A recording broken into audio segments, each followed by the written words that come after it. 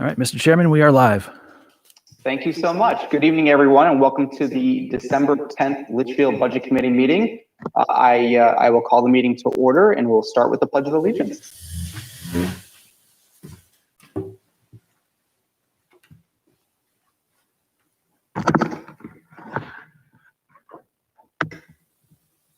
I went on mute there. I pledge allegiance to the flag of the United States of America, to the republic which it stands, and one nation, under God, indivisible, liberty and justice for all.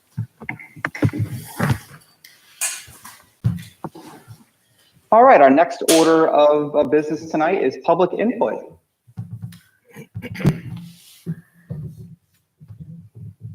Chair, I don't see any members of the public attending tonight. Okay, thank you very much. There'll be another round of public input at the conclusion of tonight's meeting. We'll move into review and additions, changes to tonight's agenda. Any changes or additions, modifications to tonight's agenda from anyone?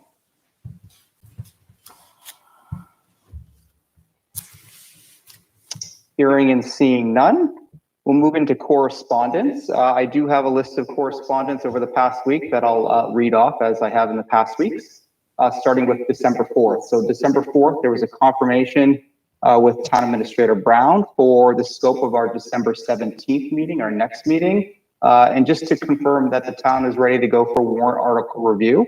It's also scheduled to be a school review for warrant articles as well. So more to come on that. On December 4th, we also received the town budget report, as we do every week from the town. On December 7th, we received the November 19th amended minutes. On December 7th, I also received a zoning board email from Mr. Riley regarding the zoning board budget for public notices. More to come on that as well. December 7th, Mr. Izabicki responses to Mrs. Douglas's inquiries based upon the last budget committee meeting. Also on December 7th, Mr. Izabicki responded with a revised department budget files. Continuing on December 7th, Mr. Izabicki responded to Mr. Hodgkins and the encumbrance summary request, which was circulated over to the committee. On December 8th, we received the draft minutes from Michelle for December 3rd. Thank you for circulating those. On December 9th, Mr. Izabicki had shared an updated department budget file that was distributed to the committee. And then earlier today, Ms. Douglas sent an email regarding school office staffing that I'm sure will be a point of discussion this evening. Any other correspondence to add by any other committee members? No? Okay. We'll move into minutes. We do have the November 19th minutes. I did have a chance to review, provided some minor edits to Michelle, which were circulated to the committee. Has everyone had a chance to review those amended minutes? Oh, good. I see a thumbs up. I'll entertain a motion to approve. Motion to approve the minutes from November 19th as amended. We have a motion by Ms. Forty. Is there a second? Second. Second by Mr. Leary. Discussion? I'll do a roll call vote and we'll start with Mr. Sun. Yes. Ms. Douglas? Yes. Mr. Hodgkins? Yes. Mr. Hayes? Yes. I am a yes, and then we'll go around the conference room, please. Mr. Taylor? Aye. I can't see the conference room. Oh, there it is. Ms. Forty? Yes. Mr. Burke? Just to clarify, was I at that meeting? I read the minutes, but That would have been the first. the first Yeah, one? I think that was the first one that you came back to. Yeah, you All right. participated in. Yep. All right, thank you. Aye. Thank you. And Mr. Leary? Aye. All right. The November 19 minutes past 9:00. We also have the December 3rd minutes, which were circulated yesterday, or excuse me, on the 8th. I have not had a chance to review those. Are we okay moving those to the next meeting? Yes. Yes. Okay, we'll defer those over to the next meeting. All right, next up on the agenda is reports. We're continuing tonight with the school budget voting process. I know last week we reviewed the budgets in great detail. Dr. Jetty and Mr. Burks and Mr. Izabicki spent some time answering our questions and going through the process. The committee reviewed each section of the budget aside from salary and benefits, which is in scope tonight. And at the end of the meeting last week, we ended up reducing the budget by 60,100, and then an additional 25,000 against the travel and conference lines. Any updates from the school before we proceed with voting this evening? Just a couple of things to point out this evening. So Mr. Izbicki is joining us remotely, so he and I will be a little different for us to do it this way, but we'll be able to answer questions. We also have joining us remotely the three principals. So Dan Mitchell from Griffin Memorial, we've got Tom Lecklider from Litchfield Middle, and we've got Bill Lonergan from Campbell High School. Jason Pelletier is our tech director, and I see he also has a presence tonight remotely. So any questions in those realms we're able to field. And I don't know if it would help the board to hear from the three principals relative to what they have done with the budget cuts that were made last time, or if you want to jump right into going over the personnel side of it. It's really up to the committee if you're looking for an update or are just ready to move ahead. I'd like to hear an update. Committee agree? Perfect. Yeah, So sure. why don't we start at the elementary school? It was a fairly modest cut that was made, but Dan, if you can give us a quick summary of how you dealt with that, and then we'll go to the middle school and the high school. Sure, absolutely. So after the last meeting, I was asked to reduce the budget by $2,000, which seems fairly modest, but at the same point, I just want to again emphasize that the budget this year was, as always, is very much a needs-based budget. So I want to say that when it comes to the budget, I applied two levels of conservativeness. There's conservative with the budgeting, as well as there's conservation when it comes to the spending side. And so to reduce down $2,000, I had to look at every line, and while everything I believe is a need, I had to look at what was the lesser of these, what I could go without. And so where I decided to make the cuts were in the furniture line. If you remember that I have asked for student standing desks as well as a locking cabinet.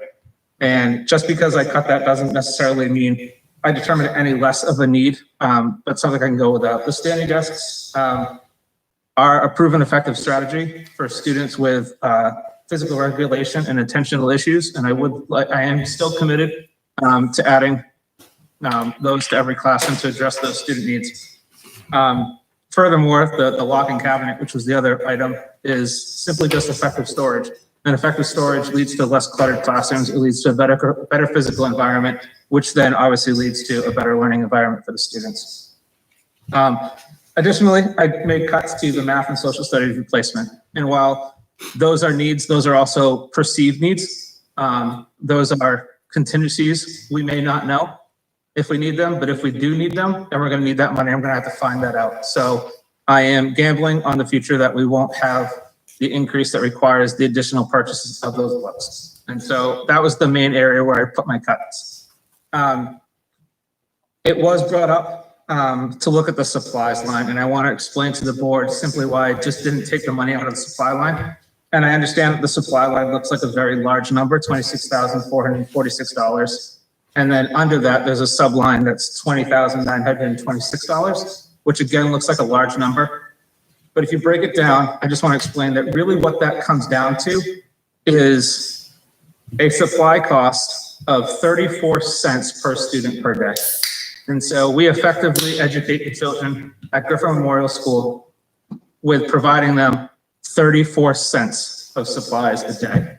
And so I think that's actually a pretty good bargain. And I didn't feel that I could ethically, morally, or any other word, cut that to anything less than a per student per day cost than 34 cents. I thought that was a pretty good bargain. So I appreciate and thank you for the opportunity to address the board. And if you have any follow-up questions, I'd be happy to answer them right now. Thank you, Mr. Mitchell. We appreciate that. Any questions from the committee? Hey, Andrew, I'm going to have a question for Mr. Izbicki later on. So I don't know when you want me to ask that one. All right, let's give the principals a chance to give their updates, and then we can turn that over to you. All right, thanks. Thank you. All right, thanks again, Mr. Mitchell. I hear no questions or see no questions. We'll turn it over to LMS. Thank you. Okay, thank you very much. Thank you for the opportunity to speak with you guys tonight. So obviously the middle school took a large cut last week. It ended up being about 10%. And I just want to sort of go back a little bit. And I know many of you haven't worked in the district for a long time. I've always appreciated the process that we follow.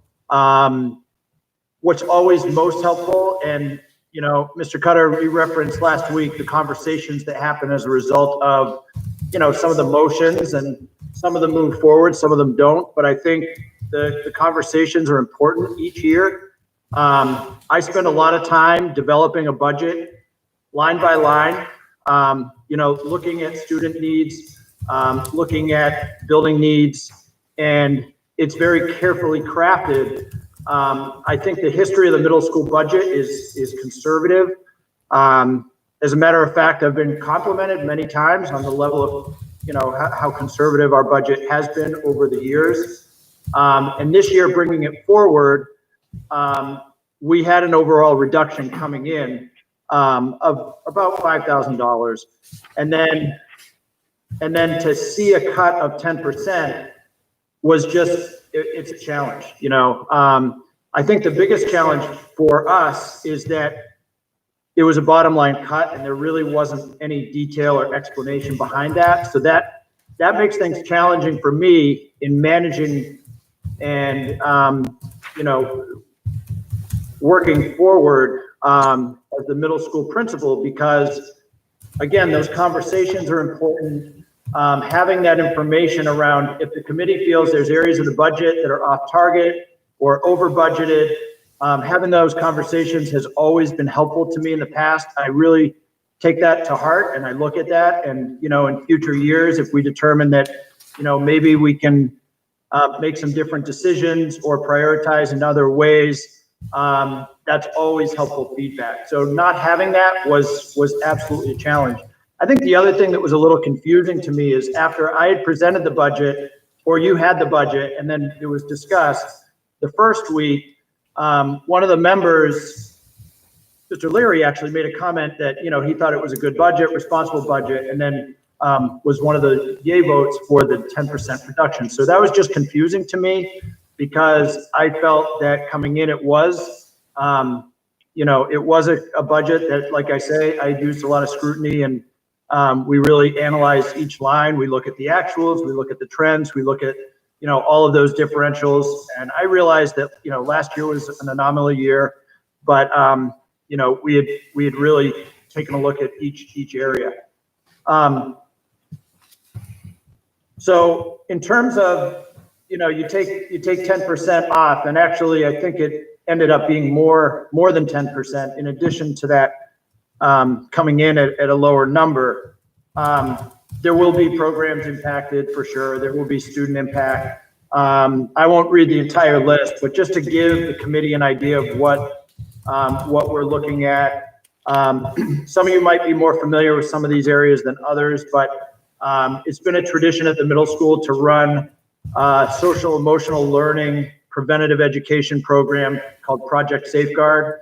The students go up to St. Anselm, and we run a program. It's basically a conference for a day. The families are involved. There's a pretty significant cost to that. And so that's an area that we will be cutting. Project Lead the Way is one of our STEAM resources that we use for science. It comes with a cost, and some units are more costly than others. One of the ones that is more costly is medical detectives. It's a 7th grade unit, and it's a recurring cost. It's a refill kit each year, but that's an area that, you know, I can't get to that number without looking at some of those areas that are higher expenses, and so that's an area. Another one is we have a tradition of academic awards at the end of the year, and we give out plaques. So instead of plaques, we're going to go to certificates. I realize that is not necessarily a travesty there, but it's, one of those traditions that we've had for many years. It actually precedes me at the middle school. We also looked at our learning commons. I know there was some discussion about that at the board level, but looking at that, making a reduction there.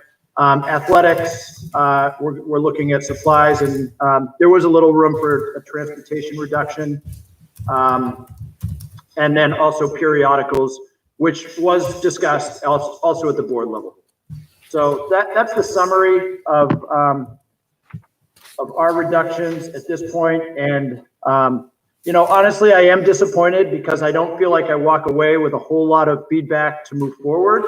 And that is always something that I've valued and is helpful in future years, current year and future years. So I hope that helps give you a little feedback on where we are. Thank you. Thank you. Appreciate the update and the detail of where you're thinking about those cuts. Any questions for LMS? Do have a comment, Mr. Chairman?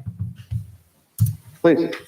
So, Mr. Leckwiter, I agree that, going through and identifying specific line items and having that type of conversation around potential cuts and not doing a bottom line cut is the best way to go, so that way, folks can really make a decision in terms of where those cuts do need to come from.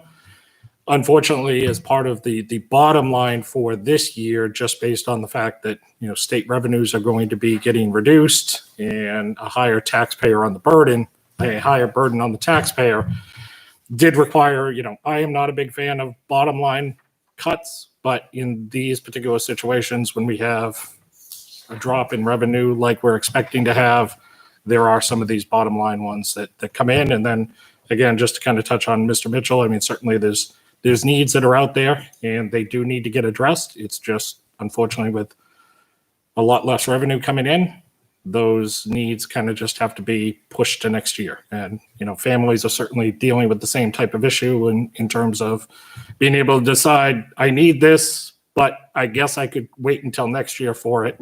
By no means taking things off of there means that it's not something that should be rediscussed next year when hopefully revenues are back where they historically have been. Okay, thank you, Mr. Taylor. Appreciate that. Any other comments from committee members? I think just going off of what Mr. Taylor said, it's going to be very important for us I'm up for re-election, so I don't know if it's going to be me, but whoever is here next year, to remember the process that we went through this year, why things are going to look different, and where certain reductions were made. Hopefully we are in a better place with revenues and can address some of these needs.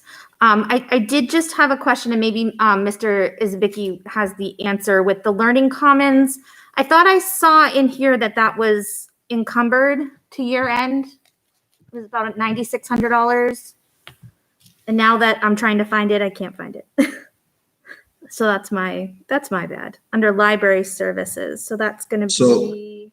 Under library services, there were, in the approved budget, there was, I believe it was the new shelving purchase, the bookshelves in the Learning Commons. That was in the FY21 approved budget. Yes. In which case I moved it to year-end funding to address so that we could work through other things as we get through this year, just with the level of uncertainty that's going on. And I also didn't want to, we knew it would be recognized as it was in the FY21 approved budget. We had it. If those monies are available at year end, we will go forward with that. Okay, thank you very much. Yep. Okay, any other questions? All right, we'll shift gears into CHS, please. You're on mute.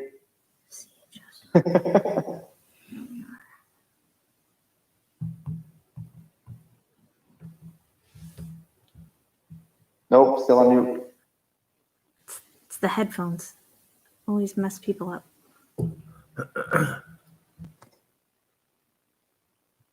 Now, Yes.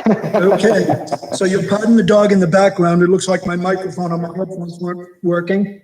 So first of all, thanks for having me this evening. I want to a degree, reiterate what Tom just said in terms of needing more guidance, but certainly, Scott, your explanation sort of puts a framework around that.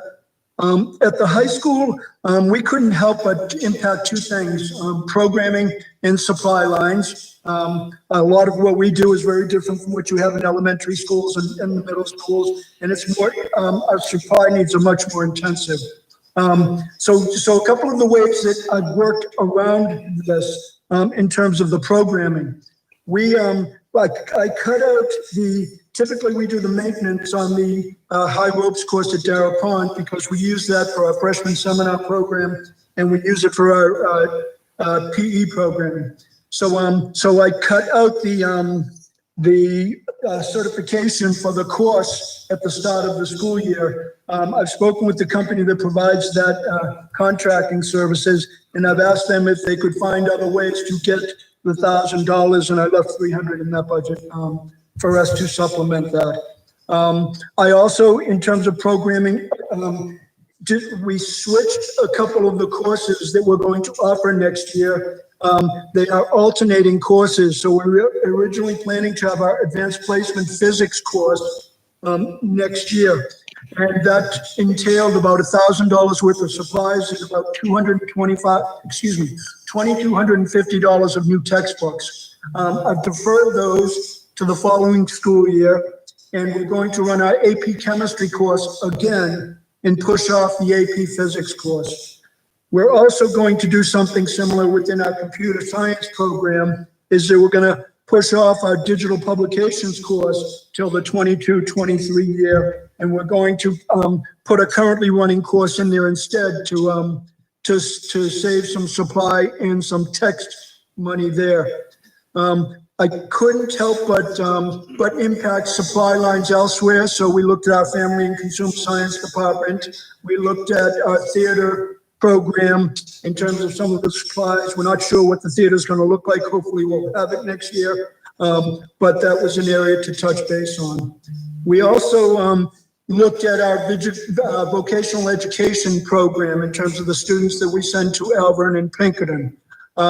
We are thinking that we might have a few fewer students going to those programs next year because we've had a few challenges this year because of COVID, a few challenges at the end of last year with COVID, and trying to sort of drum up support is a little bit more challenging. Elvern is going to come and present to our students for next year, but Pinkerton is going to do a virtual presentation, and we're not quite certain what those numbers will look like.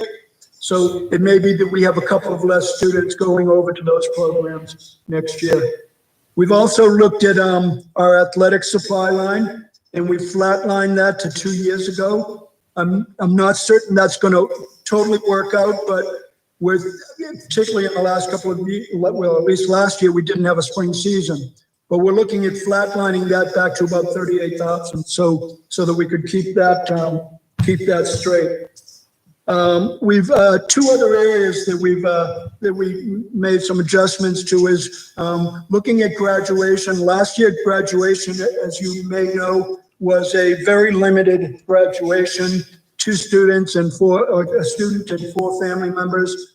I'm not sure what we're going to have in the fall, but in the spring, but we're thinking that might be an area where we can cut back, and it may be we don't put as many chairs out there, or possibly we look at doing a different type of program than what we've done in the past. And then finally, I looked at our co-curricular transports.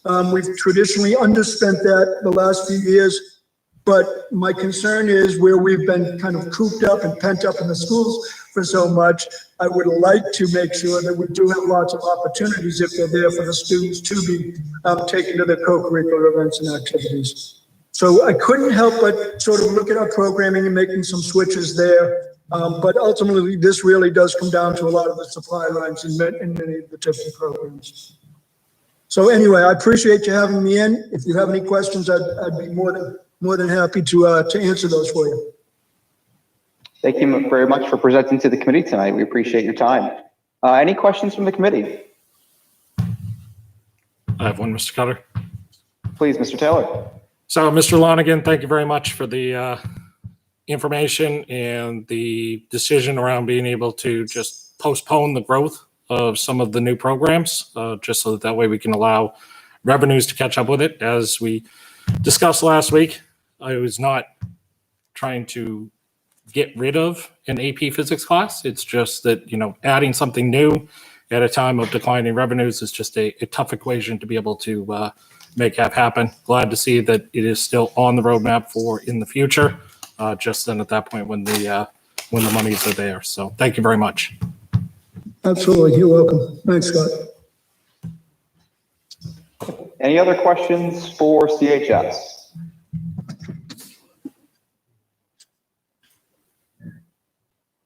Okay, hearing none. I know, Mr. Hodgkins, you had a question for Mr. Izabicki. Yes, I do.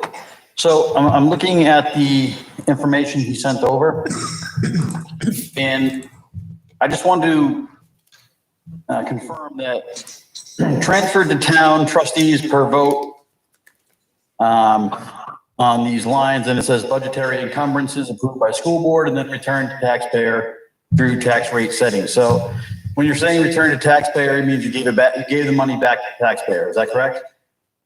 Yeah, that's the amount that they offset in the tax rate setting to go back to the taxpayers to offset. And just for everyone's benefit, this is referring to the December 7th email from Mr. Zabicki to the committee, or to Mr. Hodgkins, which was circulated to the committee on encumbrance summaries. Thank you.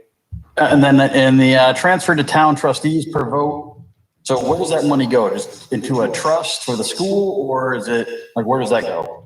That goes to the trustees of trust funds for the town of Litchfield. They hold it on our behalf. It collects interest in, I believe it's People's United Bank that the trustees utilize. So it does gain some minimal interest during the year.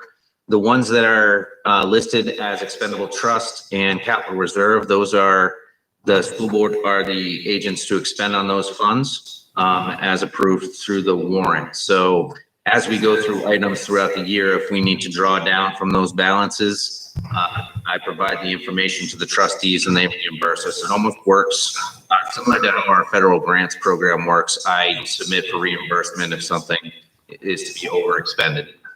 Now, can any of these funds be used, like the principals were speaking, that, if they don't have something in their budget, if you guys feel it's necessary for them to have it, can they pull from these monies? No, they have a specified purpose that is voted at town meeting. So for instance, the special ed capital reserve, that is at the discretion of Mrs. Bandersky, who can go to the board and request that funds if something is overexpended, a child moves into town that needs additional services that we can't afford through the budget, we can draw down based on that. The capital improvement and maintenance funds, that's all based on exactly what those are said. We can draw against those to get projects handled, and the technology would be at the discretion of the technology director. If we don't have the money, if there's a project that needs to take place, a major repair, you can go to that. A lot of these funds are based on emergency need. And then budgetary encumbrances, is that like another fund where you can take from? A budgetary encumbrance is from one year to the next with the board authorization. We can carry funds from one fiscal year to the next fiscal year. It has to be based on projects that we have or purchase orders that are outstanding, such as this year when we went out and we encumbered $355,000. $220,000 of that went to a capital project at the middle school that was basically recommended by Homeland Security that we get it done, and that we rework our entryway at that middle school to protect the students, staff, buildings in this day and age where school shootings are unfortunately a common thing. So we used a large portion of that money that was held over to complete that project, which is going to be completed within the next week. And we were still able to, because of the school closure, return $708,000 to the taxpayers to offset tax rates. Okay, I guess what I'm getting at is like on that, when you just spoke to, there's still money left over in that. I don't know if it was over, you said it was around 200 something thousand, you had 355 in it. So that money that's left over, does that go to a school fund where you guys can draw from? No, we also had that. We also had those were tied to specific projects. We had a specific list of things that we presented to the school board that were pulled from either actually from the FY20 budget, or even things we were looking at in FY21 to get ahead of, because the money was available. So are we going to ask for money twice for some of these projects, or are we going to, at the school board discretion, get things taken care of? I think just on that note, right, there was a list circulated to the budget committee. It had to be in the June, July timeframe, detailed out the projects that this 355,000 was made up of. So I guess I can provide you can also, if you'd like. I still have that. I can provide it again. So where do these monies come from? They're left over from the budgets that the school has, correct? So that money gets put into different funds. So I guess my point is, when the school's asking for these funds, they're for different things, they don't get spent, so then they go into other funds. Am I correct in assuming that? They get moved from line to line on a functional level. They are, as we've noted, it is a bottom line budget. We do have that discretion. The amount that goes into the encumbrances and all fund balance entirely is either a under expenditure of the budget, or it is a over collection of revenue. Something comes in higher than we believe. So out of that, we saved last year. We saved somewhere in the realm of $775,000. That means the rest of that $1.2 million in fund balance that we have is also over collection of revenue somewhere that we were able to hold over to the following year. Okay, thank you very much. You're welcome. Thank you, Mr. Hodgkins and Mr. Izabicki, for the explanations. Appreciate your time there. Any questions for the school before we proceed with our agenda and continuing school voting?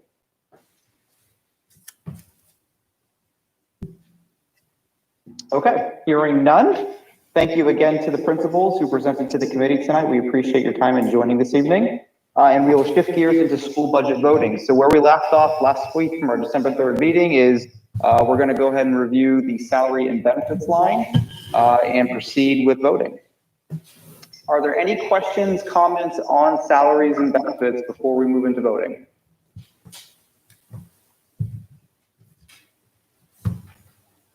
I had asked for some input relative to the staffing in the offices. Now, at the meeting with the school board, it was a little unclear since it seemed like there were about two or three different options being presented. So, and then it seemed like we tell us what to do. Well, I was kind of looking for, this is what it looks like now. This is what we propose it to be. This is what the cost impact is going to be. And I probably could, if I went through the old budgets and figure out where we were and where we're going. But I was kind of hoping for a chart that kind of summarizes that all for me. I see Mr. Izabicki's hand up. Go ahead. Me and Mike met, me and Dr. Jetty met ahead of this meeting. There was a document, I believe. Mike, were you able to send that over to Andrew when we completed it, showing that reallocation of cost? I'm not sure if I shared that, but I have it in front of me. And okay. I don't know, Corey, if you have the ability to present from where you sit, but we have the document updated. So this a little different from me, so I'll just have to figure it out on this one. And while Mr. Izabicki, you can send it to Andrew and let him present. Yeah, well, I can share this with. Actually, Andrew, you are a viewer on this doc, so I did share it with you. Although it looks like Corey's getting it up there. Perfect. Okay. Right. And Corey, do you have the other doc also, the spreadsheet? Because I think the spreadsheet is the first one to share, and then we'll go into the cost savings with everybody. So are you able to share the other doc, Corey? Let's see, this one here? That one, perfect. And if you can change the view from 100% to like 200. Well, I was going to say 150, but let's see where we land. There you go. How's that? Excellent. All right. So let me walk this through and see if it addresses the question that's in front of us. So basically, the left-hand column is showing all three schools, the three administrative assistants, what the pay grade is based on the collective bargaining agreement in each of the schools. It then shows you how many days they are contracted to work, how many weekly hours they are contracted to work, what the salary ends up being, the benefits, and then the grand total by school.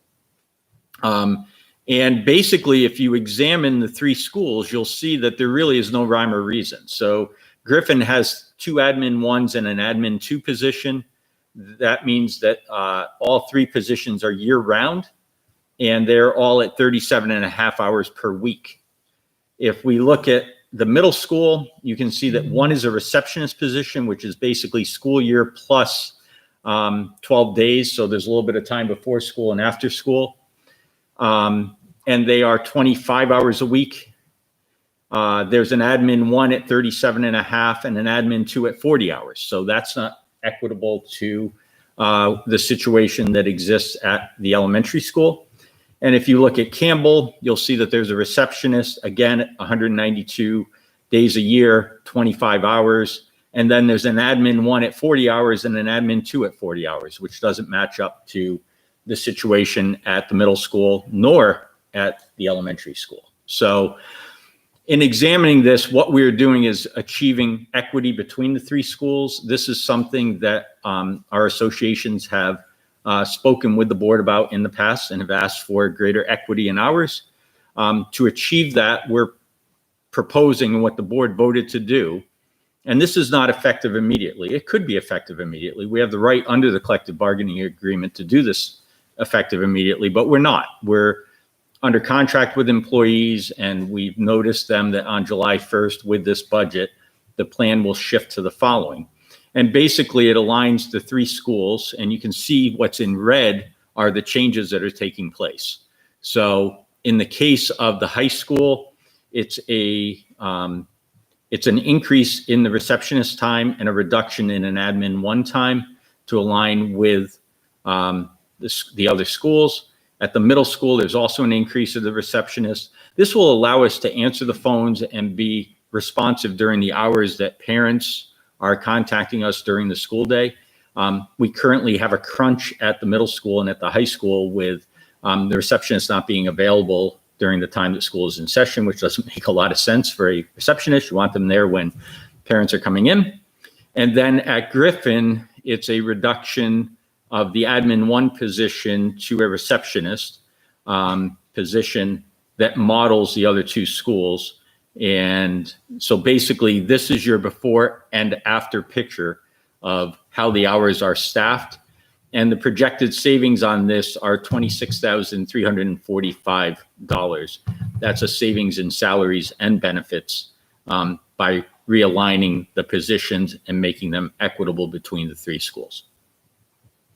So I'll pause on that, and then we'll tell you what our intent is with the savings, one portion of it. But I want to make sure we understand what we're trying to achieve with these. That was very helpful. Thank you. Yeah, that's what I was looking for. So thank you very much. You're welcome. And we had this that night, but we actually, if you remember, there was option 1 and option 2. The board went with option 2, which is what you're now looking at. This is the final approved option, right? So that's clarified. This is what the projection is and the way it occurs. The other thing that's really, really important, and I want to say this out loud, do not put names to any of these positions. These are positions in the collective bargaining agreement. And you can't assign that to anybody we currently have, because I can tell you at the high school, we've hired new people. And so there's turnover that occurs, attrition that occurs.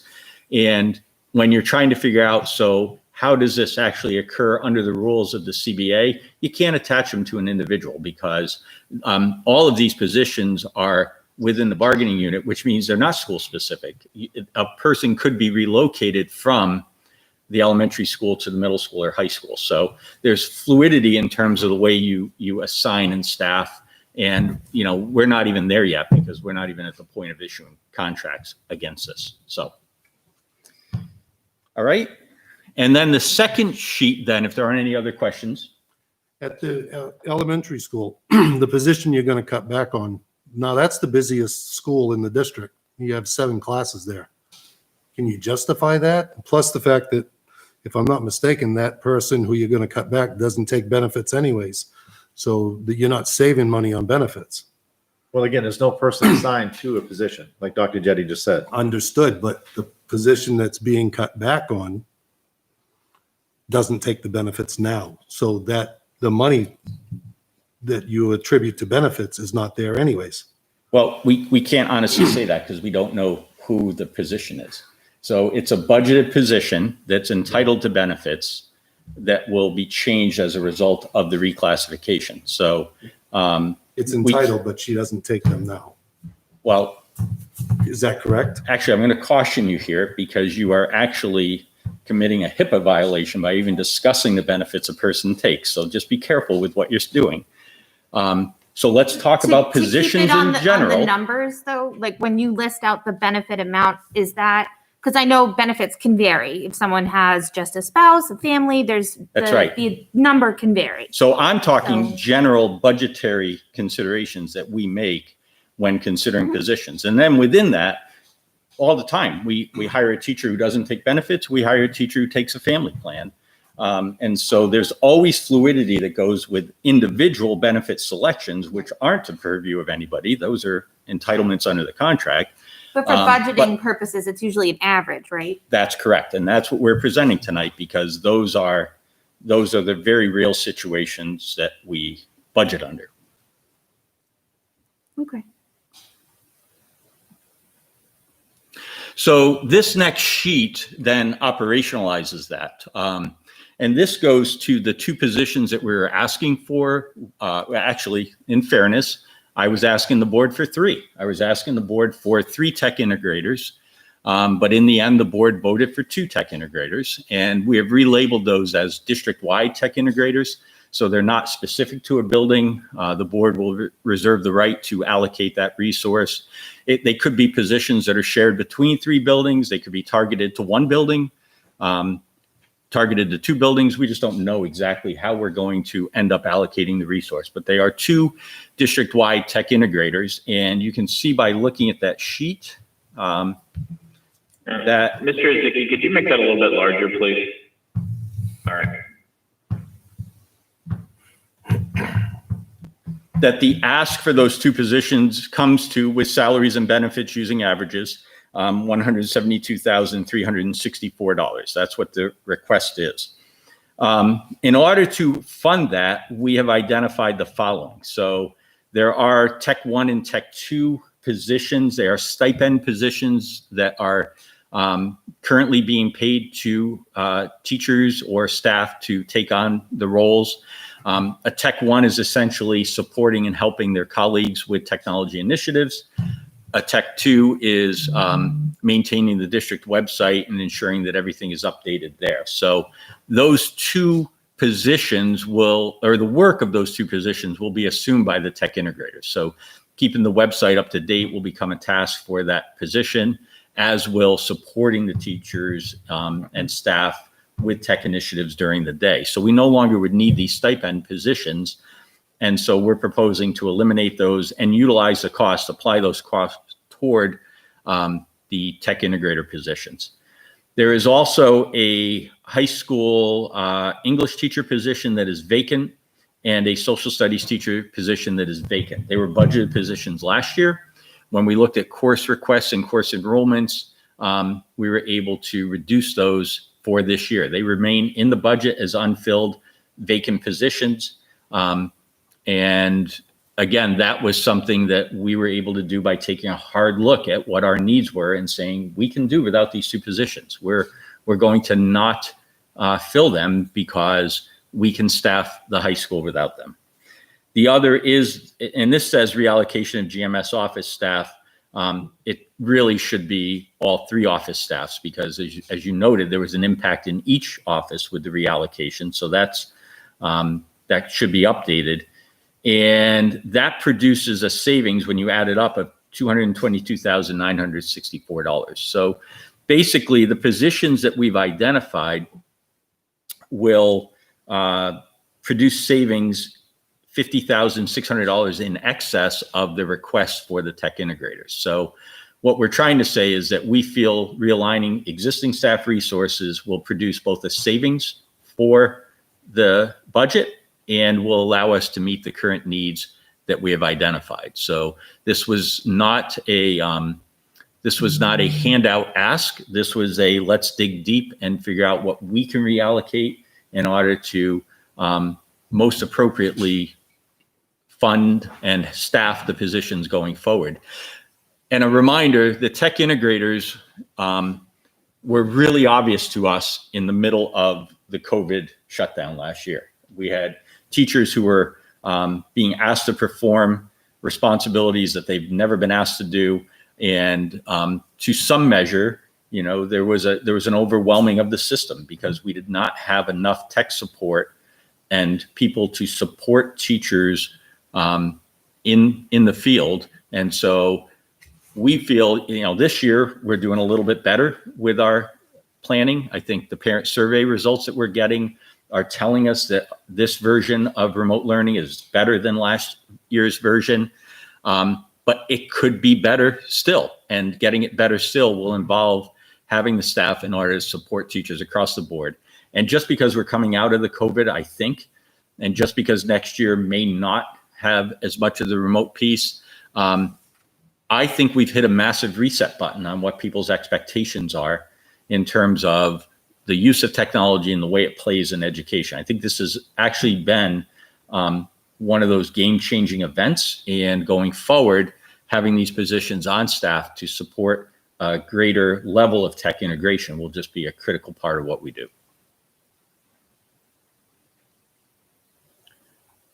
So I hope this frames it and explains to the committee what the board has done and what our objective is with it. But I'd be happy to take questions you have. I found this immensely helpful. Thank you for walking us through it. I appreciate that. Welcome. Any questions from the committee members? Mr. Chair, I have a question. Dr. Jetty, in looking at the reductions, the English teacher and social studies teacher at the high school, are those positions that could potentially have a need to be filled down the road? Or are we looking at future enrollment numbers, courses being offered, and saying, you know, we don't anticipate seeing a need for those positions anytime in the future? So based on current asks and based on current enrollment projections, we're comfortable that those positions are not imminent to come back in. So we feel confident that they are, you know, we've gone from, I can give you an exact number. Bear with me a minute.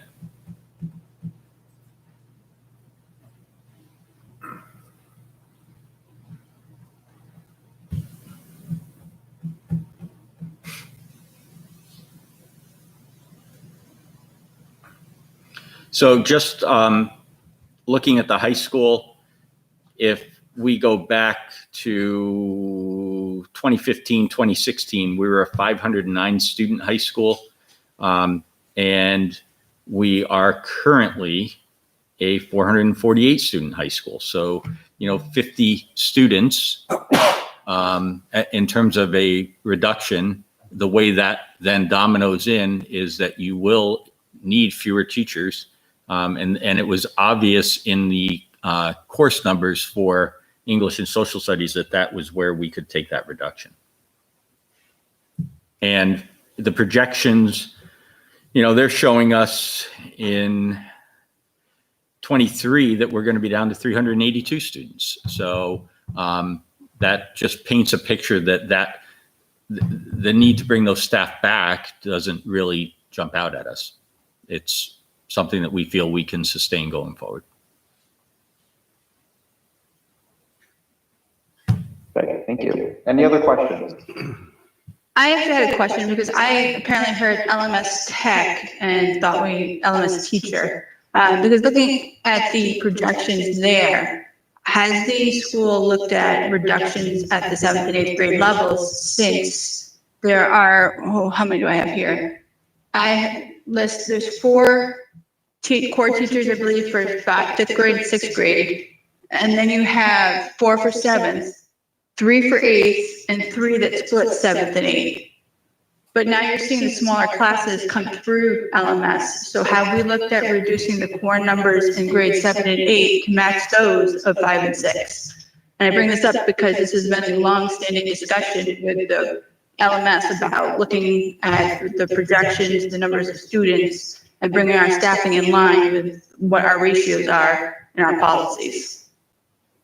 So if you look at the impact on classes and examine it from the policy angle, you won't find classes that are under the class size expectations there. The middle school scheduling is just a different, it's a different way of scheduling than the high school.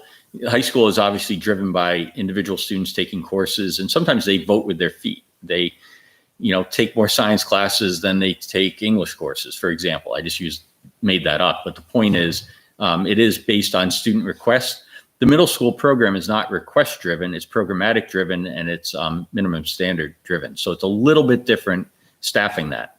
Having said that, we definitely examine it each and every year. You know that the board made a reduction, I think it was the year before I came, and we continue to look at those numbers, and we look at the scheduling and the programming at the middle school all the time. So yes, that is on the radar, and we are paying attention to it, but we're not bringing forward a reduction in this budget at this time. If we identify one in the spring, that we would do what we did this past year with the high school. We didn't fill budget positions. We had the money was there to do it, but we didn't need the position, and so we took the cut and returned that as a savings that we're hoping to use toward the tech integrators. We could do the same thing at the middle school. So I was on the budget committee when that reduction was made at the middle school, and it was driven by a decision at the budget committee level. The feeling was that the student population did not warrant the number of teachers that were being budgeted. There was a discussion then about looking towards the future with declining enrollments, which don't support 6 teachers, or actually, it's 10 teachers between 7th and 8th grade. I mean, we have the numbers now in 7th and 8th grade that are starting to mimic the numbers at 5th and 6th because the larger cohorts are now in the high school. So I'm confused as to why we aren't seeing teacher staffing levels in grades 7 and 8 that we're seeing in 5 and 6, which is 4, which would be a reduction of 2 at the 8th grade level, or shifting one of the 7 and 8 teachers to a dedicated 8th grade teacher and eliminating 2 of the 7 and 8. However you want to do staffing. But it looks to me as though we're overstaffing based on the student population. So again, from a programmatic angle, it is different in 7th and 8th grade. So Principal Lecklider can explain exactly what the objectives are, and he was here at the time. But we do double up on the amount of offerings that we have in our ELA, English Language Arts program, and the same thing with the mathematics program.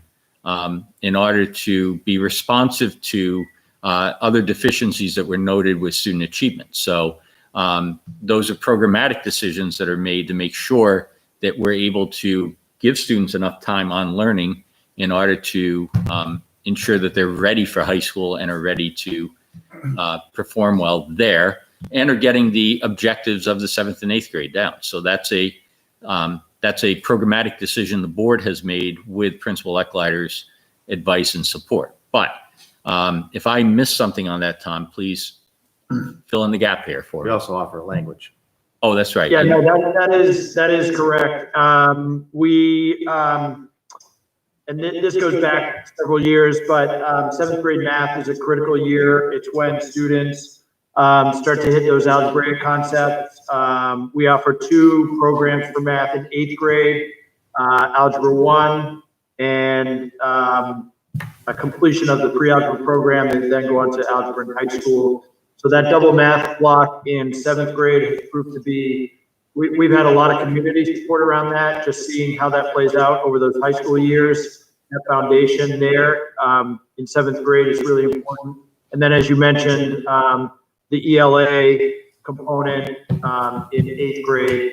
So, and to echo Dr. Jetty's point regarding programming, you know, elementary, when you look at teachers and number of students and you make that, you know, you look at those ratios, it's much more straightforward. When you get to the middle school and then obviously the high school, things are just different. They get complicated with scheduling, and programming definitely drives that more. So that's what things look like in both of those grades. And there is a big difference between those two grades and the 5 and 6, grades 5 and 6. I hope that helps. And Tom, I don't know if you heard me, but I mentioned also we offer a language in 8th grade. Correct. Yeah, we do. We offer the Spanish program. I appreciate the feedback, and it definitely answers a lot of questions. Obviously, we're still continuing to look at those numbers, but they definitely handled what the concerns I had. Thank you.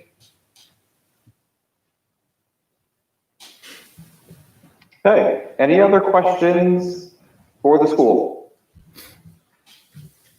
I mean, seeing as we do have Mr. Pelletier on the line, I would love to hear from him about how the tech integrators would impact the technology and the services and what we're able to provide. Seeing as these are positions that will continue, I can totally understand how COVID has revolutionized the way we're thinking about integrating technology. Maybe it would be helpful to hear about why these positions, how that will work going forward in this theoretical future we have where we're not dealing with this.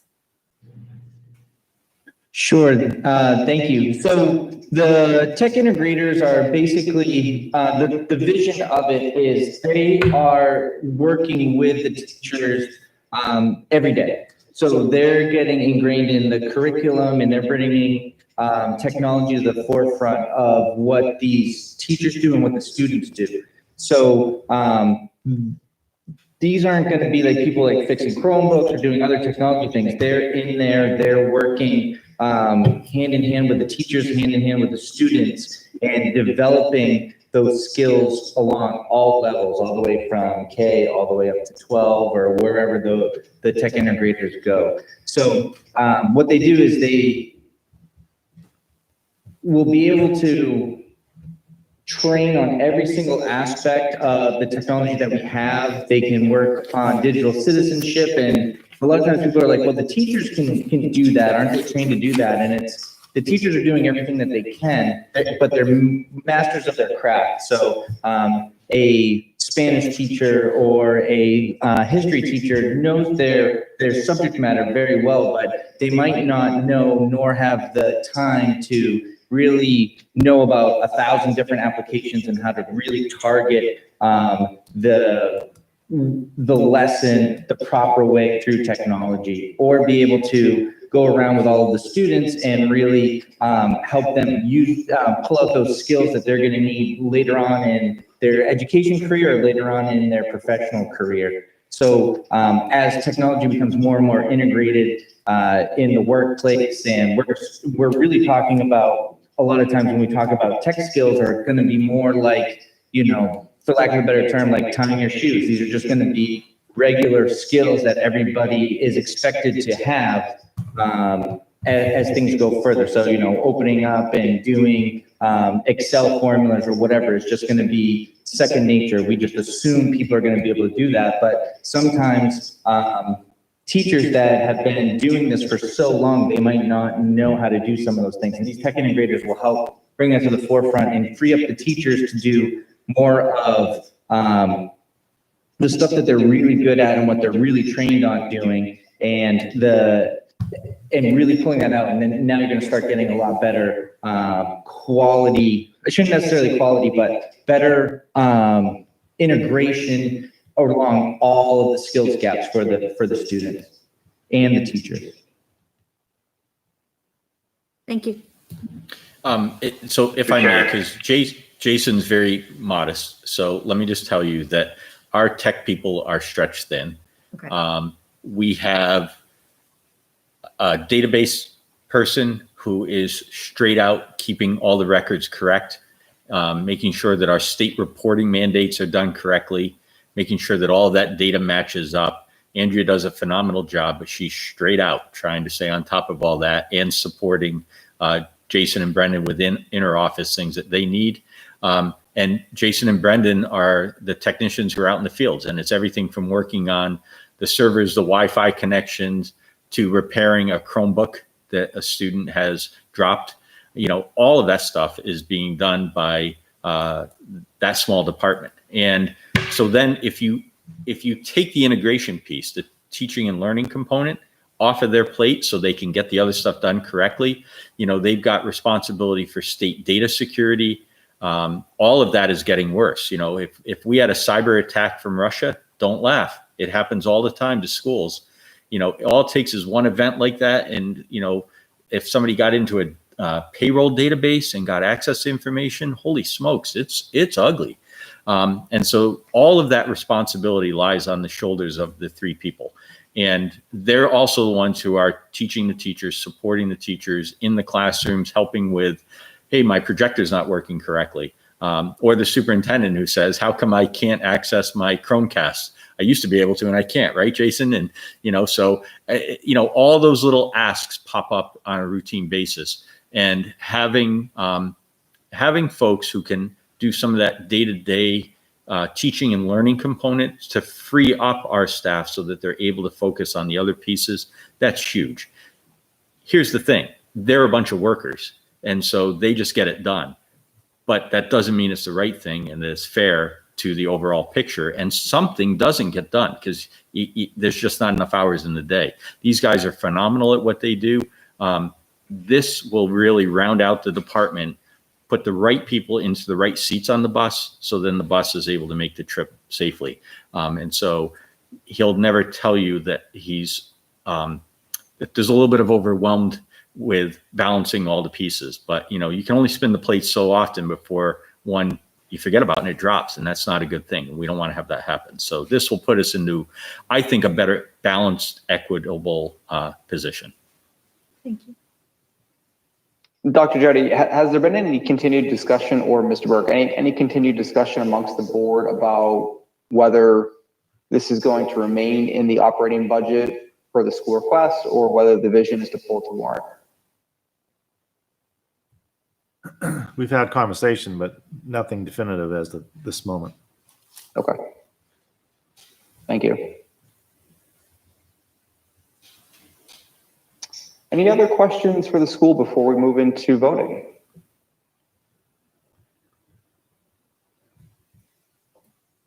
No? Hearing none. Okay, great. Thank you, Mr. Pelletier, for the updates as well. We appreciate you joining tonight. We'll continue with voting on salaries and benefits. Are there any motions to be made this evening? I'll make a motion to reduce the budget by $172,364, which is putting those tech integrators to warrant, or pulling them out of the budget and encouraging the school to go to warrant. We have a motion by Ms. Douglas. Is there a second?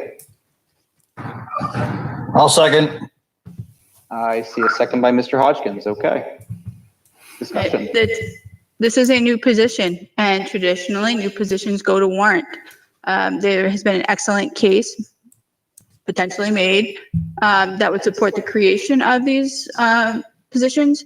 So this is in no way an indication that they are or are not needed, but it's following traditional history of putting it newly created. I mean, we often hear the discussion of, well, it was a position, but we took it away and now we're filling it. So it's really not a new position, it's reinstated. That doesn't apply here. This is a new position. And so based on the voters' warrant from eons ago that directed both the school board and the budget committee to make these warrant articles. It's simply following historical precedent. Okay, thank you. Further questions or discussion? I mean, I would say counter to that, I believe that warrant article was from 2003, which is a considerable time ago. I was a sophomore in high school at that point. So if you do the math, you'll figure out how old I am. And I mean, I know that the transparency has changed amongst all of the boards since that time. I can think of even just having the, Litchfield is very, very fortunate that we have the wonderful LCTV broadcasting nearly all of the meetings. And I mean, I think that the spirit of the warrant article was so that voters would have more input because they didn't feel like they had much of a say of what was going on. And there was a concern about things just slipped into the budget. I don't feel that these tech integrator positions have just been slipped in. I think that there has been a lot of good discussion, not just tonight, but at some of the school board meetings, at the budget session that we attended, and that there are many opportunities that all of the boards in town give to the people of Litchfield to know what it is that's in the budget and what they're voting on. And I think that both the select board for the people they're in charge of and the school board and administrators should be in their purview that if the needs and circumstances change, that they are able to budget for positions to address those needs. But why would we not ask? I mean, by putting it to warrant, let's be real. How many people attend deliberative? How many people watch the show? How many people were in that budget meeting at the school board? So we can say that it's widely spread, but the reality is, if we do not give people this option, then we are going to run the risk of further souring the well in town, because there are a lot of people who are not on Facebook. There are a lot of people who are not watching the videos, but they do show up at the polls. They do vote. They do talk to people. And by putting this in the budget in complete opposition to historical precedent that's been going on for years, we're denying them the opportunity, as much opportunity as possible, to actually weigh in. To me, we should be erring on the side of too much transparency and not enough. Well, just as a reminder, I know everyone's aware of it, but that warrant was an advisory warrant only. Along with that, I think the school is extremely fiscally responsible for finding the funds for these two needed positions, not just adding in payroll, but like finding areas where they can cut. And they did come up with the dollars to cover for these two positions that are desperately needed for the district. And I've said it before many times at budget meetings that the people who know the schools the best are the people who are on the screen right now, the admin team, the superintendent. Those are the people who know what the needs are for the schools, more than any of us in this room. Yeah, I think that's a fair point, Mr. Burke. And, I wholeheartedly agree with that comment that obviously Superintendent Jetty, along with the administration, are best suited to make this call. I do also believe it's a new position like Ms. Douglas. And, in my personal view, I'd like to see the town vote on it, right? Give the people a choice. In my view, I don't think this is going to fail, right? I think if you ask the people and you have your justification behind it, we as a town will support you, but give the people a choice to make that happen. And again, my argument is not saying that the position is not necessary. I'm not taking a stance on that in this meeting. I am simply asking that we continue to follow the precedent that we've been following for years. I mean, if yes, the warrant article was many years ago, but there's never been one that revoked it. There's never been one that challenged it. We have always played by that rules up until recently, with some exceptions, because we bicker over what's the definition of a new position, but this clearly is a new position. So again, it's following history, and I think that we will have some very upset people if we veer off course there. Let's keep it open, keep it honest. Let's have that discussion. It's a worthy one. The people in this town are supportive, but let's give them the opportunity to weigh in. Mr. Chair, I probably being the newest member to town here, I actually tried to do as much research on this as I could.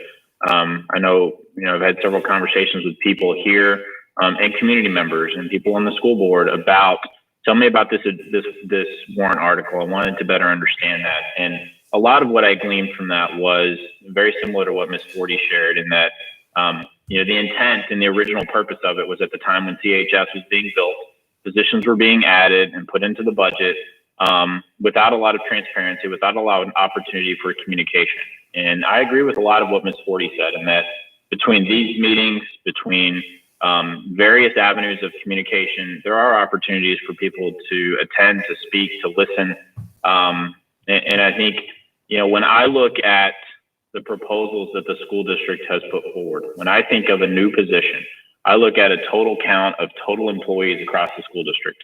And if we're asking for that total number to be increased by 2, then I certainly would wholeheartly support that that's something that should go to warrant article. When I look at what the school district has done strategically, and not only, replacing 2 positions at the high school with much more needed positions, but also finding other ways to cost save overall in a budget in a year when we're continually asking them to save, I think not only are they being thoughtful about it, but they're trying to do what's best for their students and teachers. So that's my 2 cents. So I guess I'll throw mine in there. If you don't put this to warrant article, then you're basically saying that the people don't have a right to vote on this. It's their money. If they want it, let them vote. And if you're so confident that they need this, then it'll pass. If it doesn't, then that means the people said, we don't want this. It's their money, let them choose.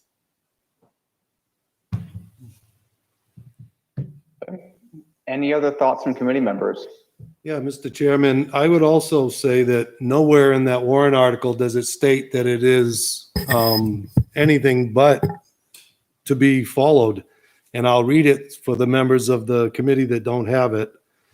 2003 petition warrant article number 1 directed that the school board should continue to place all new positions as warrant articles for voter approval in order to continue the practice of providing voters with greater say in spending increases.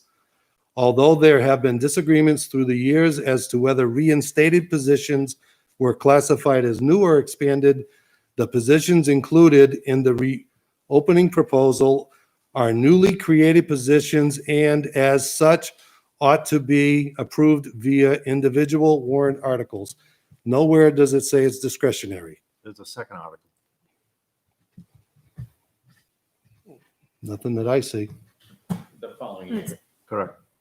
And the other is, I think, key wording in there is spending increases, right? So I specifically heard when you're increasing spending, this is what you do.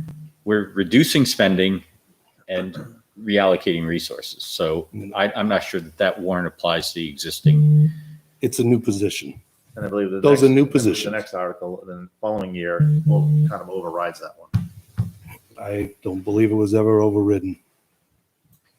The next warrant article states that you're allowed to budget at existing levels of service. We do not currently have that position, so that is not budgeting at an existing level of service.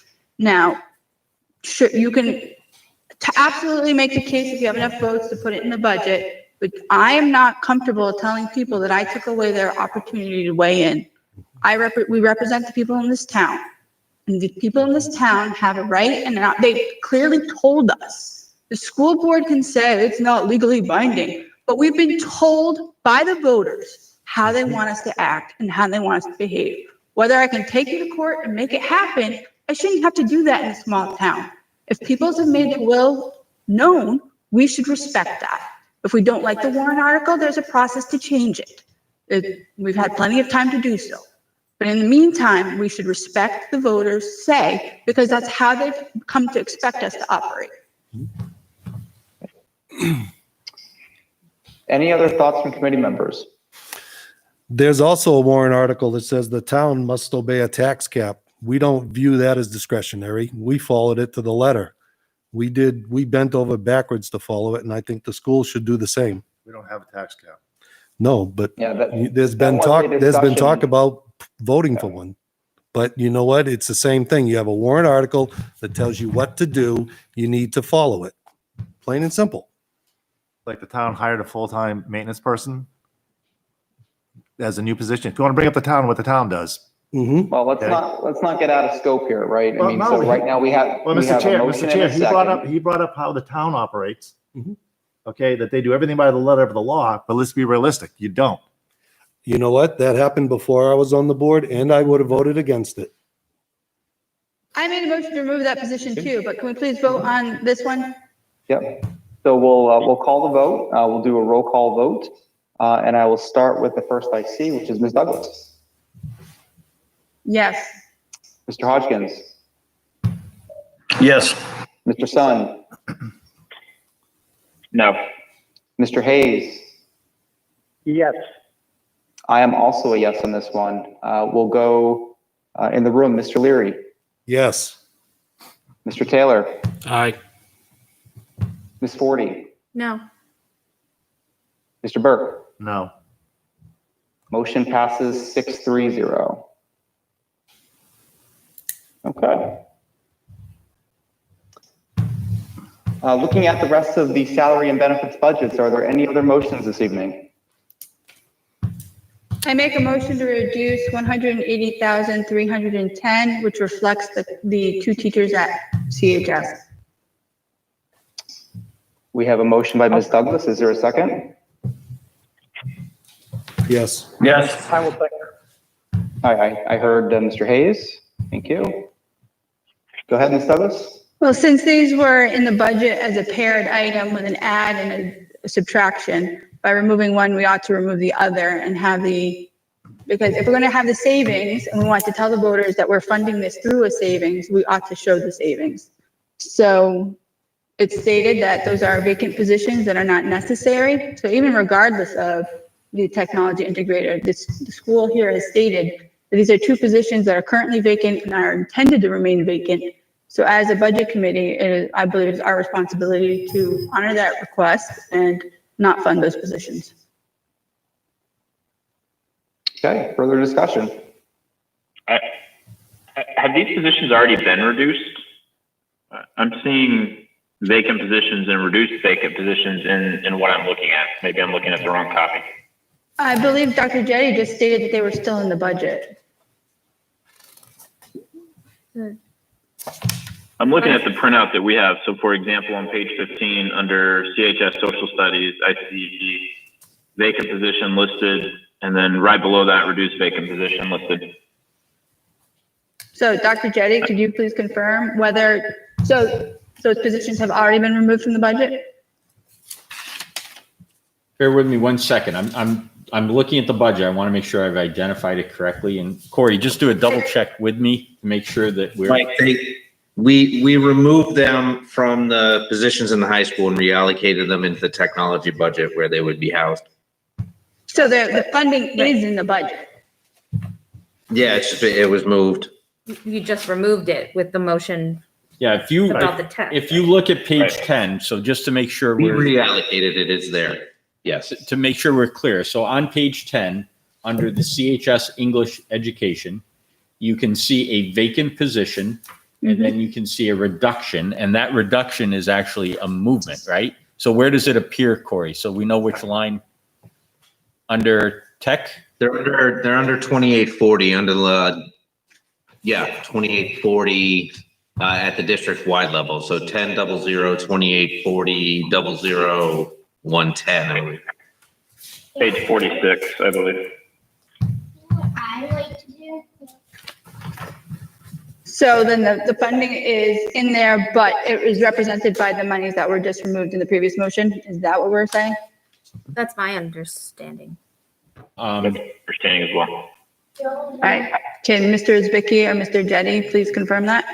That is correct. So I'm looking at, in my case, it's on page 42. You said 46, but I can see the tech integrator position. I'm off because I still have 3 in there and it's only 2. So that's why I'm on a different page. But yes, so the money from those 2 lines was recovered, moved to this line, and that's essentially the cut you're making at the what'd you say, 183, 315, 183.10? 183.10. 8310. Yep. And so that would be correct. That money is in there for those positions. Which is All already right, been removed. then, but that means then that there's still extra in there. Hold on. Well, So what's because the- you have the vacant positions across. At a the school. higher rate. Well, they're at a higher rate, right? So it's actually the net sum, there's still $7,946 from removing those teachers. So what I'm going to do is I'm going to leave my proposal as a technology integrator and encourage Mr. Lonergan to reconsider some of the AP classes, because this is a bottom line budget and I'm disappointed that that's where we went. So I will withdraw my motion to reduce the 2 CHS teachers if the person will remove their second. Who had the second? Mr. Hayes. Mr. Hayes, would you please remove your second, withdraw your second? Because we don't need to double dip. I just removed it. Excellent, thank you. Okay, so I believe that addresses that one. Although there was savings from there. So does the budget include the savings from the reallocation of the GMS staff, or is that factored into the technology integrator as well?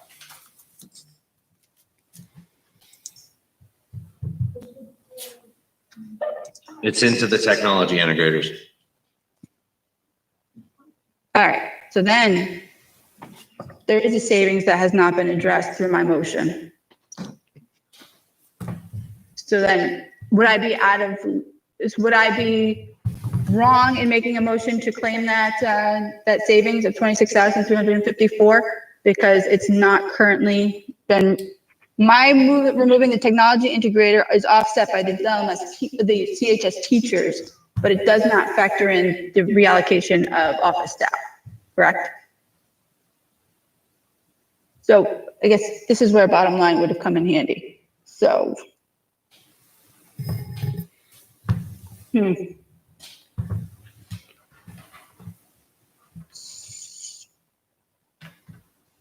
I don't like this. I don't like the way this is budgeted. So we have 2 technology integrators in for 86,000 each. We had 2 high school teachers that are each reduced by 90. And there's also $26,000 in savings from the reallocation of staff.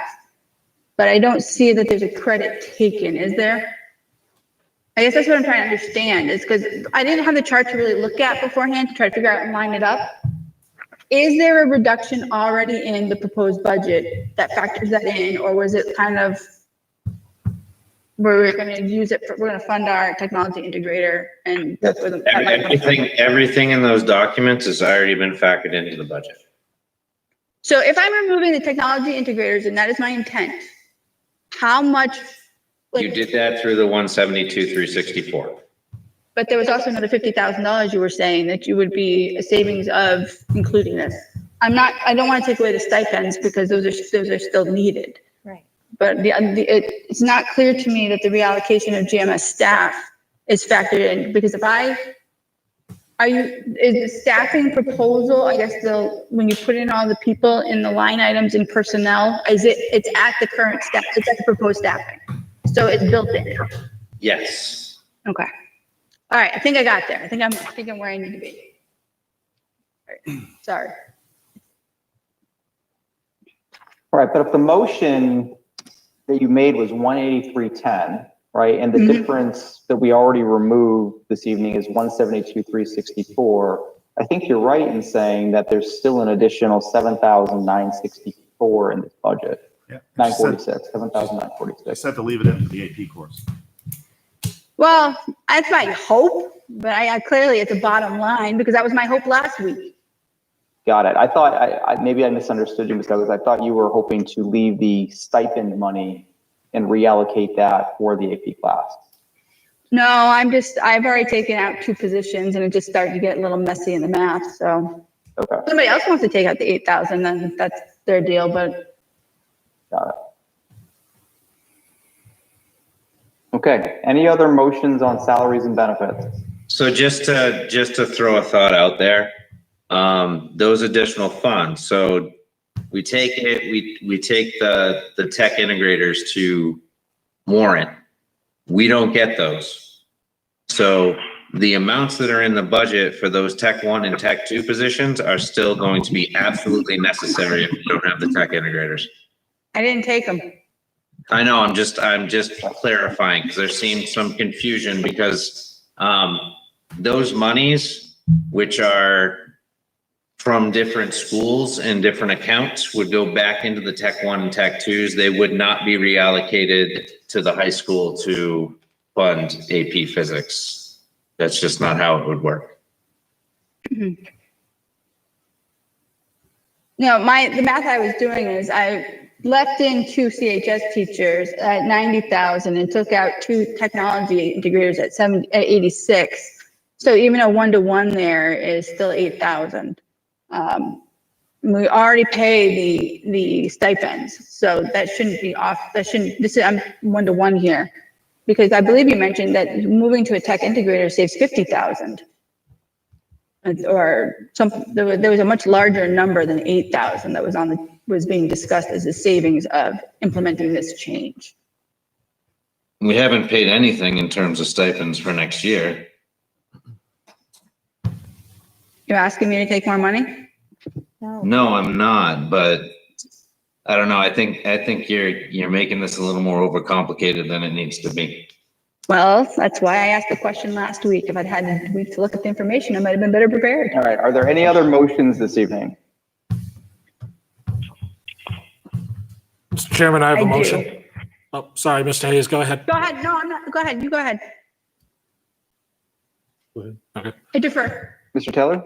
Page 46, line item 110, salaries. Reduce that line item from $134,000 to 0. All right, we have a motion by Mr. Taylor to reduce, what was the line, please?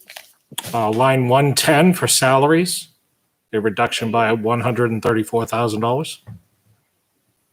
Okay, we have a motion. We have a I'll second. second it because I can't. And can you explain which position? Because I don't think mine lines up. So All right, we have a that particular motion and a second, go ahead. that particular area is for the non-union raises and non-union admin raises. It's very simple that if I work for a company that saw a reduction in revenue, then I would not be giving out raises. So therefore, I believe that this year there would need to be a hold as far as funding those raises.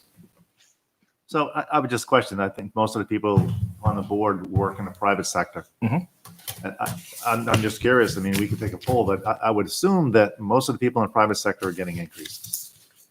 I don't know where you work. Really want to take that bet? Because I read an article. Not in the COVID world. I actually do want to take that I back. read an article that said 1 in 3 are taking pay cuts. So do you really want to take that? Yep. We really want to take that bet?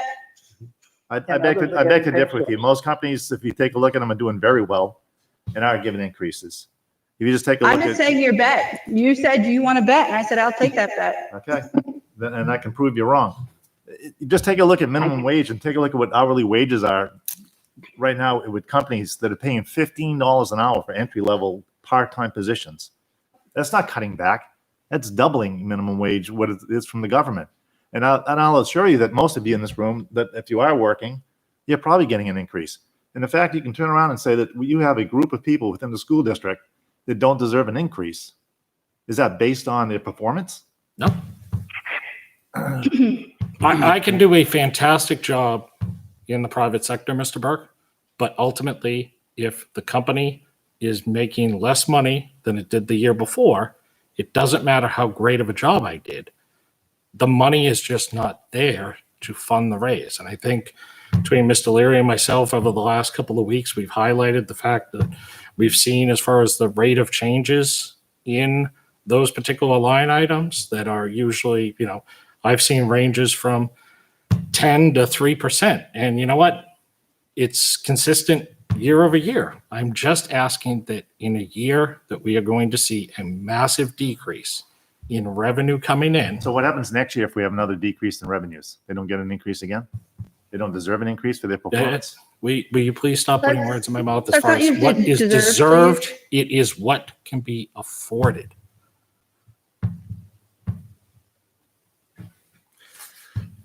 Okay. We have a motion, second, further discussion. Yes, please. Chair, I'd like to move to make an amendment to the current motion. Okay. I'd like to move to amend the current motion, the line item, instead of a reduction of $134,000 to a reduction of $67,000. Okay, we have an amended motion by Mr. Sun. Is there a second? I'll second it. We have a second by Ms. Douglas. Go ahead. So, I know when this number was put out and was shared with the committee, it was putting this group of school district staff raises in line with what the teachers were receiving, which was around 5.5%. That's a large number. I think it's a large number for any of us to swallow. We know that that's a part of the teacher contract negotiation. I agree with Mr. Burke. I do think, our school district administrators deserve a cost of living increase. And is 5.5% too much? Yes. In a year like this, I do believe it is. Is it reasonable to cut that in half and put it in a 2 to 3% range that is more in line with cost of living? I feel comfortable with that. And I feel comfortable making a cut to that in a year when we've addressed all the issues that we're addressing. So that's the reason for the amended motion. So I'd like to clarify, so your intent is to cut it in half? All right, because it also covers two lines. So I'm along your line of thinking but there's also, my motion would have rolled in the Social Security and other inputs. So after we do this one, I would be going to the second one. That's exactly how I do it, Ms. Douglas, would be line by line. So I'm in favor of it. That my idea was to cut it in half, but I want to make sure we capture all of the halves. So thank you. All right, further discussion. I would just like to chime in on that a little bit. At the town level, we give all department heads 2% annual raises, not 3%, not 5%, not 7%. I just did a quick scan of all the salaries and I came up with like maybe the top 10. I probably missed one or two, but it comes out to $1,045,800 for 10 positions. Highest paid guy in the town makes 105. Okay, and he's been with us about 10 years, I think. I think these salaries are way overinflated. Now, I do think the principals and them, they're in the trenches. I think they're worth every damn penny, but above that, I don't see it. I just think it's way overpaying. And I think we need to get a collar on it. And I would go for probably more for John's motion than Mr. Taylor's, but I think it's a worthy proposition. Okay, I'd like to propose an amendment to reduce that to 100,000. Well, so we have a motion and a second. We're not going to amend an amended motion. So let's vote on what we have first. If I could just make one more comment, Mr. Chairman, before we go to vote. Yes, please. Just in regards to the pay increases and matching it to teachers, certainly the teachers went without a budget, without a contract, for a period of time. So part of their, raise that they're getting now is based on the fact that there were years that they did not. So meanwhile, when you take a look back into 2008, I see, raises throughout that particular time. So that's why I felt comfortable going ahead and reducing that by the full amount. The teachers had to tighten their belts when they did not have a contract and did not get a raise. In these special circumstances of massive revenue decreases, I think it's very warranted to be able to ask for a one-time tightening the belt. Thank you, Mr. Taylor. Appreciate that. So we have to vote if So we're we'll vote on going the to. amended motion. I'm sorry, Ms. Ford, go ahead. We have to vote if we're going to amend, and then we can vote if that passes. Correct. Yep. So that is the motion on the table, is if we're going to amend the original motion. I'll do a roll call vote. Ms. Douglas. I'm going to vote no because I'm interested in Mr. Hayes' proposal. Okay. Mr. Sun? Yes. Let's see. Mr. Hodgkins? No. No. Okay. Mr. Hayes? No. No, I am a yes. Let's see, Mr. Leary, Yes. Mr. Taylor, Nay. Ms. Forty, Yes. Mr. Burke. Yes. Okay, so that passes 5-4-0. So now the motion on the table is the amended motion of a $67,000 reduction, correct? Yes. All right, we'll do a roll call vote again. Ms. Douglas, Yes. Mr. Sun, Yes. Mr. Hodgkins, Yes. Mr. Hayes. No. I am a yes. Mr. Leary, Yes. Mr. Taylor, Aye. Ms. Forty, Yes. Mr. Burke. No. That passes 7-0. Okay. Any other motions, I'd like to make another motion, Mr. Chairman. please? I'd like to reduce, again, on page 46, line item 220 for Social Security. In line with what we just did, I would like to reduce that line item by $6,888.50. $1,888.50. I will second that. Go ahead. Just, again, in line with reducing the salary. I believe in going through line by line, so we'll do Social Security, we'll do retirement after this. Okay. Further discussion. Okay, Ms. Douglas, Yes. Mr. Sun, Yes. Mr. Hodgkins. Yes. I am a yes. Oh, Mr. Hayes, Yes. Mr. Leary, Yes. Mr. Taylor, Aye. Ms. Forty, Yes. and Mr. Burke. No.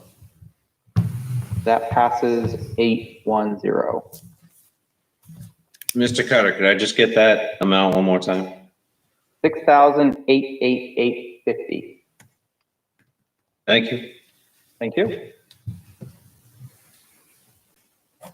Okay. Further motions, please. Again, for page 46, for line item 231, non-teacher retirement, reducing that by $4,839.50. We have a motion by Mr. Taylor for $4,839.50. I will second. Further discussion. Can I just to clarify that, how are you calculating that amount so I know? Reducing it by half, because if we reduce the raises by half, then at that point, the retirement contribution should also be able to be reduced by half because you're not paying out as much money. And you're reducing the increase by half? Yes. Right, exactly. Okay. Yeah, I just wanna make sure- Reducing that line item. Just want to make sure I knew. Yep, Got no it. problem. Okay, we'll bring it to vote. Mr. Sun, Yes. Ms. Douglas, Yes. Mr. Hodgkins, Yes. Mr. Hayes. Yes. I am a yes. Mr. Leary, Yes. Mr. Taylor, Aye. Ms. Forty, Yes. Mr. Burke. No. Motion passes 8-1. Okay.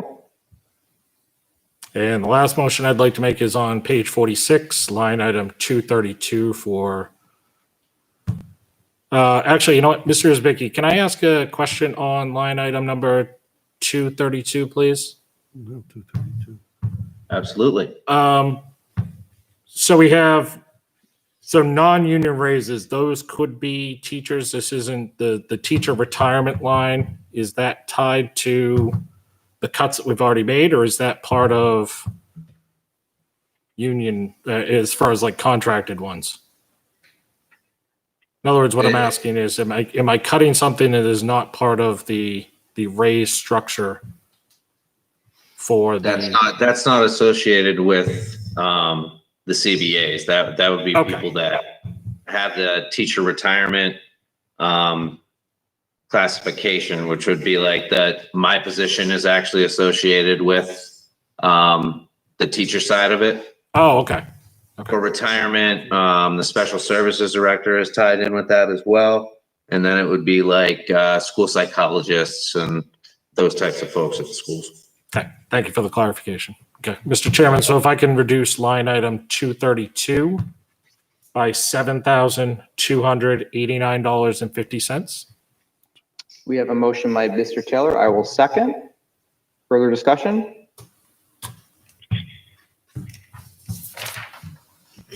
Hearing none, roll call vote.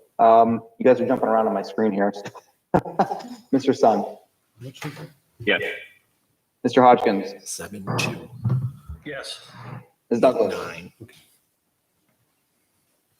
Yes. I am a yes. Mr. Hayes. Yes. Mr. Leary. Yes. Mr. Taylor. Aye. Ms. Forty. Yes. Mr. Burke. No. Motion passes 8-1. 7,289.50. Okay.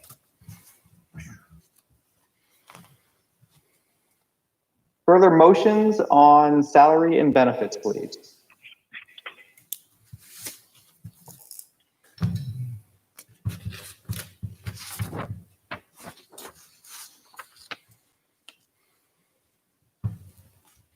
No motion at this time. Can I ask for a running total of where we are for this evening? You or Mr. Isbicki? Yes, and so I've been keeping track, Mr. Zabicki, keep me honest here. I think we're at 258, 381.50 this evening. All right, could we just, what was the outcome on the motion for 183.10? Was that withdrawn? Yes. Yes. I want to keep that. And what was the final number you had for the New Hampshire retirement, the 7,000? 7,289.50 was the motion. All right, now I can total, oh, hold on. So then I have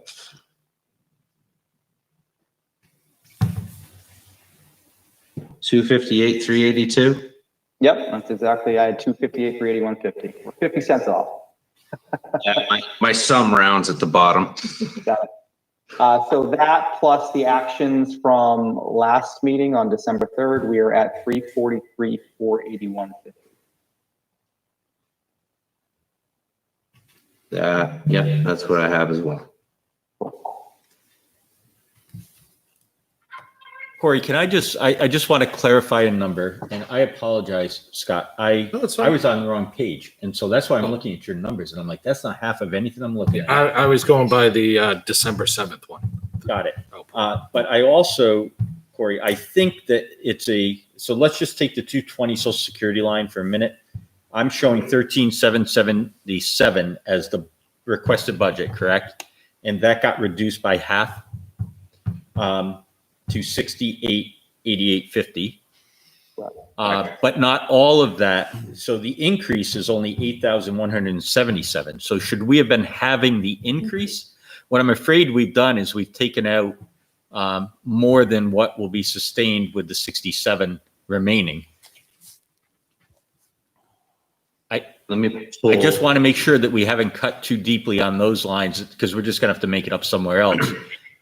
Because the cost items will follow. I mean, we still have a salary pool of 67 to work with, and I want to make sure the cost items that go with that will be covered.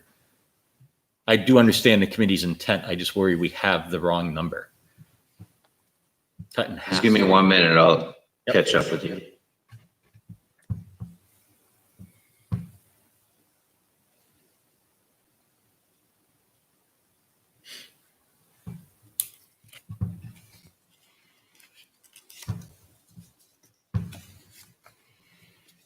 You're saying it shouldn't be cut in half? Well, we're cutting in half the full amount, right? But maybe so, Brian, but the budget increase amount.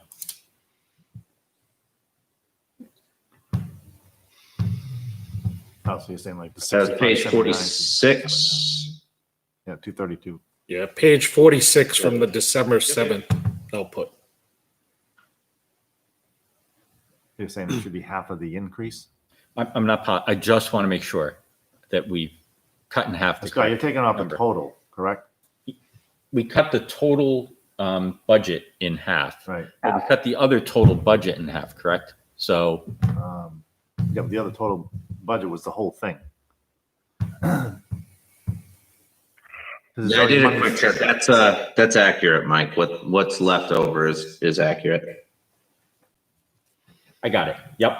And if, Good. what we'll commit to as a committee is, after tonight's meeting, if that's not accurate after your analysis, then let's bring it up before we do the final voting. Can we do that? Yep. Yeah, that's yeah. perfect. Yep.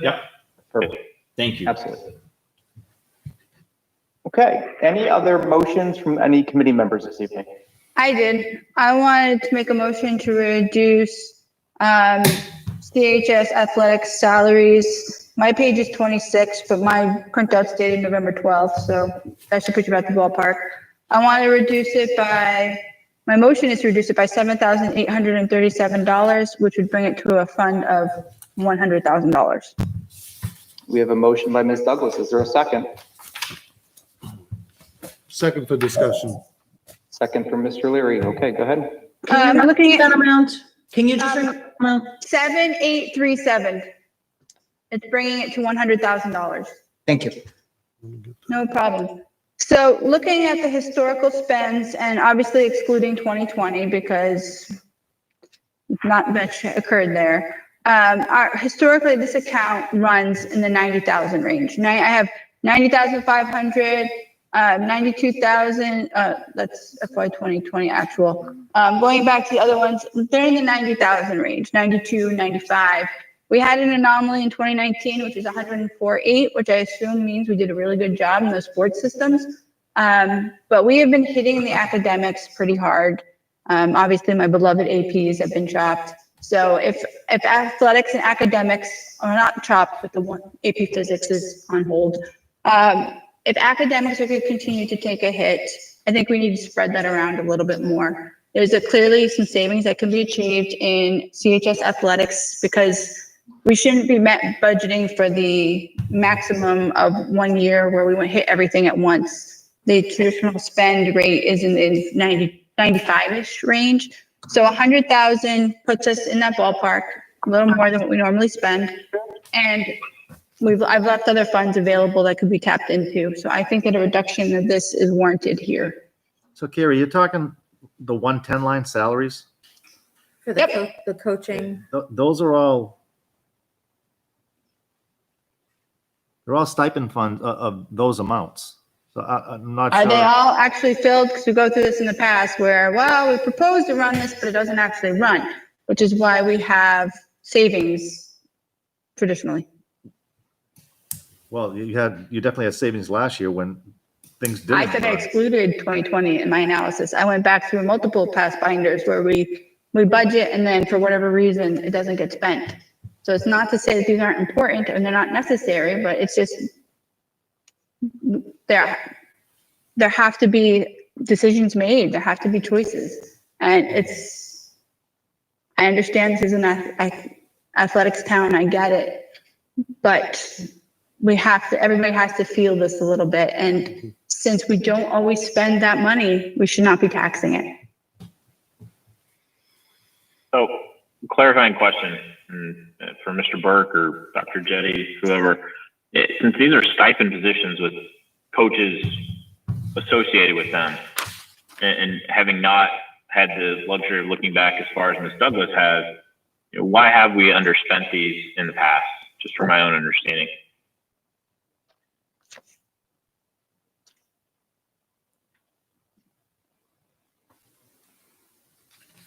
So I would guess it comes down to student signups. And often this will happen with a varsity or a JV team. So there are not enough students to field a JV team, so you don't fund that position. So my gut is that that's what's occurred at some point in the past. I can also tell you in looking at the 2019 overspend, I think it was an overspend. It certainly historically seemed a little bit higher. And that may have been that there were more athletes, so there was a we ran teams that we weren't anticipating that year. But that would be a, you know, an internal thing, and it's driven by student demand. I mean, I think These are these positions contractual in the CBA? They're not. What I heard you say is that we don't have enough kids sign up for JV volleyball, then we're not going to run that. Thus, there wouldn't be a stipend associated that with for the particular person. Is that correct?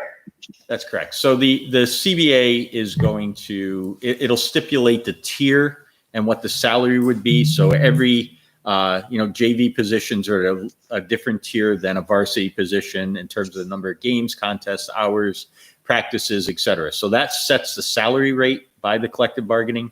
But whether we run that or not is a board decision based on signups. So if there aren't enough athletes, we're not going to do it. But the same thing goes. If nobody signs up for debate team, we don't pay somebody to debate themselves. We do it if the enrollment and interest is there. And there is a committee that re-examines those positions. We just met and we just reallocated stipends from positions that have gone away. And we have a waiting list of people who are clubs that are growing and building and hope to be funded in the future. So it is something that there's a committee structure to rebalance the actual allocation on.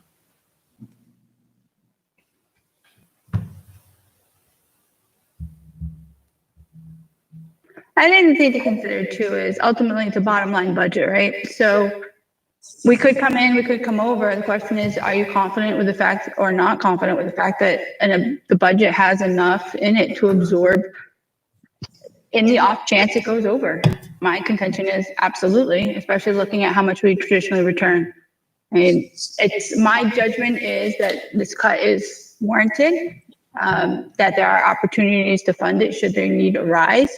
But that's a decision everybody has to make, because at the end of the day, we can make a reduction here and the school board can move it, because this is just how I feel this budget should be. But as indicated with the other classes, that even though I left the funds and I supported those funds, they're being earmarked for something else. So there's nothing to say that something couldn't be moved from another line item to backfill this if necessary. Okay. I'm kind of hearing, Further discussion? I'm hearing two things from you, Ms. Douglas. With, I think it's one thing to look at historically and, are we budgeting at the appropriate amount based on, what the student need is and what we have. But it also just sounds to me a little bit like you're kind of like, well, I heard tonight that something's getting taken away or postponed and I'm not agreeing with that. So I'm going to cut over here because I didn't like a different cut. But that happened as a result of a motion you made last week to make a cut to CHS. So if you want to keep it on the discussion, if you want to say that it's over budgeted, then that's one line of thinking, and that's a very worthy discussion. But we have to keep it on the numbers and what's the purview of this board. I never stepped outside the purview. I said that I believe this is overfunded. And I said that is the rationale I got to this number. In fact, my budget proposal was made a week ago in my Excel file. It has nothing to do with anything else. But as was indicated earlier, just because I think a reduction should be made here, that doesn't mean that's where the reduction is ultimately going to be made. Just as I voted to preserve funds somewhere else, that doesn't mean that's where they get preserved, because it's a bottom line number. Right, we all understand it can be reallocated, right? Exactly. We understand that the motion here is for a specific line item, but what happens at the end is entirely up to the board. Further discussion? Can I get a point of clarification here, maybe? Please. Everyone that's a coach, they work at the school now, right? Or within the district? No. Oh, so you have outside people. Yeah. And we're paying health and dental benefits on them? Because if they're a teacher, they would automatically get them anyways. But you have line items for health I insurance. see and Mr. dental Lonergan insurance. very active here on camera. At the bottom of the page, you got a line for. The health and benefits would be associated because that's the same line that you have, I believe the athletic director, correct me if I'm wrong, Bill, and his staff, those would be the people that are eligible for benefits. The coaches are not eligible for benefits. The only thing that gets paid on their behalf is Social Security. Okay. And my second That's point. correct. That's Okay. correct. So most of our coaches are not teachers. They're not salaried members of the Litchfield School District. They're actually part-time employees. So they don't receive any of those other benefits that I'm aware of. Okay. So, and my second point would be that the athletic director got almost a 10% pay raise. And there we are in that ballpark again. It's 2 years worth. That was a new hire. So it's 5 and 5. That was a new hire. That was a new athletic director who was paid according to his experience when he came into the district. That was not a raise for an individual. So I guess, Mr. Zbicki, I'll just argue on that one, that from a taxpayer standpoint, that particular athletic director, it doesn't matter who the person is that is getting that raise, that particular line item is increasing by a faster rate than we're comfortable with. Well, I do understand that point. But to speak to Mike has said in the past, you pay people based on their experience, and when it's a new one coming into the district, you have to pay what the market leads you to pay. Can I make one statement on that? Our former athletic director did a great job and was tremendous at what he was doing. But I will tell you that we had a tremendous find in bringing Josh in, and he has done an amazing job in terms of working with our athletes, working with our teachers, working with our staff. I think that we need to be really careful, because one of the things I've experienced over the course of the past 5 years since I've been here is losing people to other districts because they pay more, very simply. And I think Josh is a very talented, hardworking, experienced athletic director who provides all sorts of bonuses to us in terms of what he brings to the district. So I just want to be very careful about that, as I would with any of our staff.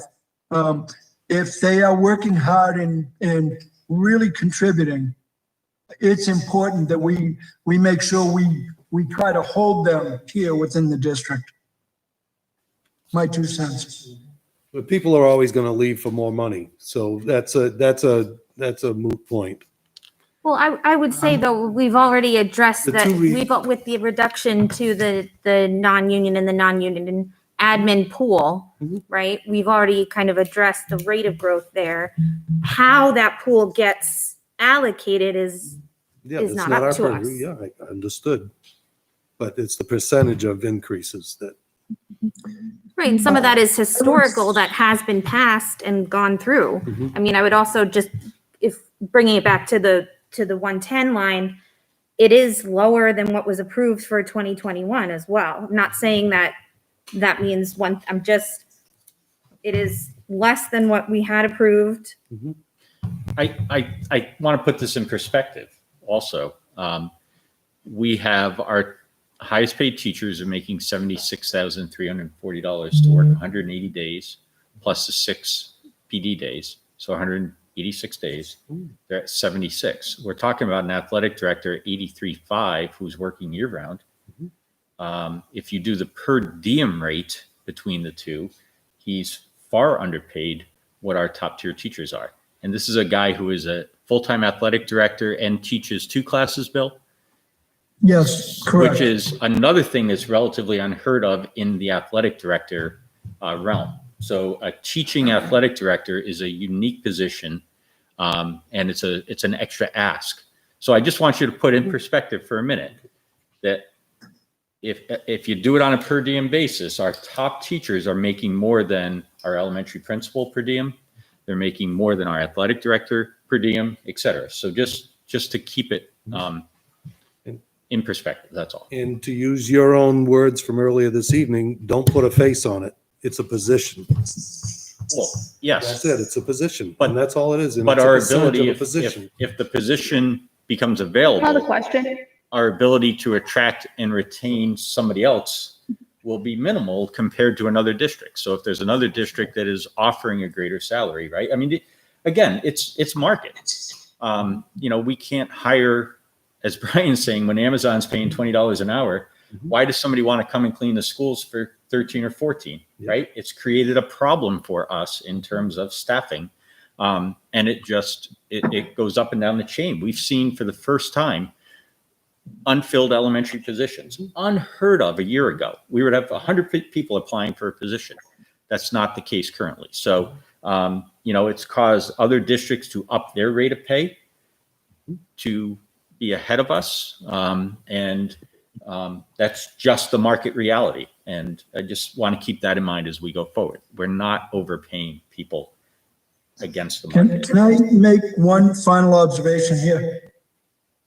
As the high school principal, the difficulty for me is that I have seen an incredible transition, not into Campbell High School, but out of Campbell High School. We have amazingly talented, smart, hardworking people. And the difficulty for me is that when we can't keep them, and I really want to keep some of our inexperienced starting out teachers who are doing really, really amazing things in our classrooms. And it's the same thing with our athletic director. He is just doing tremendous things right now. And I don't want to be the feeder system for other districts. And that's what we are in some ways becoming, is we are becoming a feeder district to other school districts, to other schools, to other programs. Josh I'm sorry, I shouldn't use his name, but our athletic director is a really talented, hardworking person. I think we need to be careful about some of the steps we're taking in terms of the direction we're headed in. So I would just like to respond as well that, look, I understand, the district does have extremely talented people. There is a finite pie of revenue in order to pay the talent that we have across the school district. So this kind of goes back to many things that I mentioned at the town as well. Okay, so if we want to, we can either pay for top talent in key pieces, but then that means we can't offer every single class that every single kid wants to be able to be super diverse, because we just don't have the resources to be able to pay top end administration, top end teachers, top end athletics. Like at some point you can't have the top end of everything. So you have to reduce what you want. You have to focus on what you want to be the best in and invest in that and be the best at that. You can't be the best of everything for everyone. That's, I guess, my point as far as I agree. If we want to get talent, great. Mr. Chair, can I ask if we can vote on the motion, please? We seem to have gotten away from the motion, and now we're talking a separate thing altogether. Well, I think this is a healthy debate, right? Supporting the motion and the justification for why it's made. But the athletic director's salary is not within the motion. The motion was cut CHF athletics. Look, in the interest of time, I'm great with moving it forward.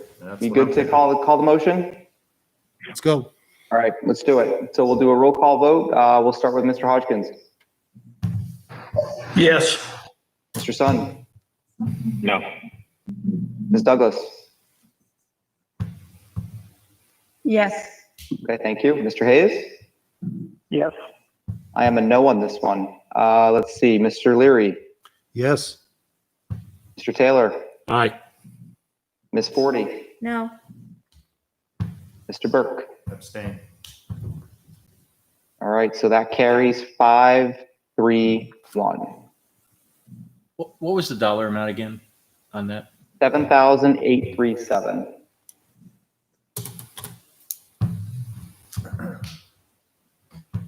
Okay. Further motions this evening? Have we looked at the attrition for next year? That is next, I believe. And so I am ready to go there. Is the committee ready to go there? Yes. Yeah, that's the next item on my list. Okay. So I will make a motion for attrition for $200,000. I'll second. We have a motion and a second. Thank you. And the motion again is for 200,000. So year after year, this committee takes a look at the salaries and benefits, the overspend, underspend, most commonly underspend on salaries and benefits. As we've heard tonight, and as we've heard year after year, right, there's people coming and going. I know, Mr. Lonergan, you were very generous with your comments there about this being a feeder system, and I'm sensitive to that, right? But at the same time, you know, the reality is we do have people going, and every district does, right? And so what's the correct number to budget for that, right? It's not saying that, you know, this budget committee is going to say you need to do a reduction in force of X teachers. That's not what the charter of the committee is, and that's not what we're saying tonight. But what is the correct budget number to account for in salary and benefits in light of attrition, and also planning for a year to a year and a half out from now, right, for the next fiscal year budget. And so my motion is in my mind, a reasonable number. Based upon tonight's motions and actions, I've actually reduced that number significantly because I don't want to undercut the district.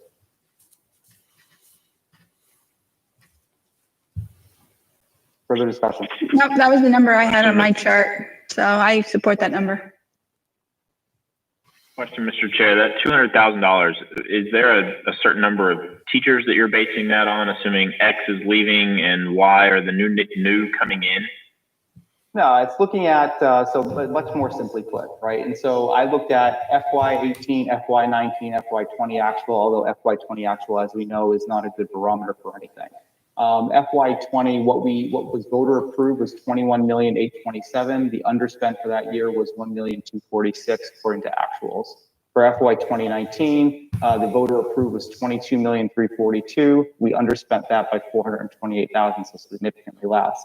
This past year, as we know, we were right around the 1.3 million mark, given COVID. Obviously, that number is not really a good realistic number. The point being is that we've generally run historically 7, 8, 9, $1 million plus underspend versus what's budget. And a lot of that, a good portion of that is due to attrition, right? So 200,000 is a very modest cut in my opinion. Last year, as an example, actually I just looked it up here. Let me see if I can find it. Last year, the attrition cut was 357,826. In years past, I've made attrition cuts of over 750,000.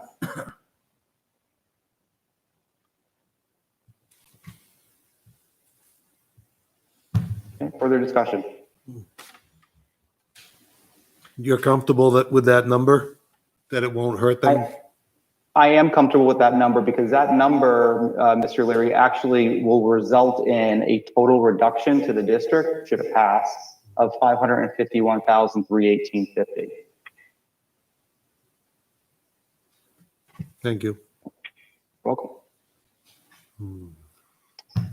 Any further discussion before we call the vote? Are there any amended motions? No amended motion, just a comment.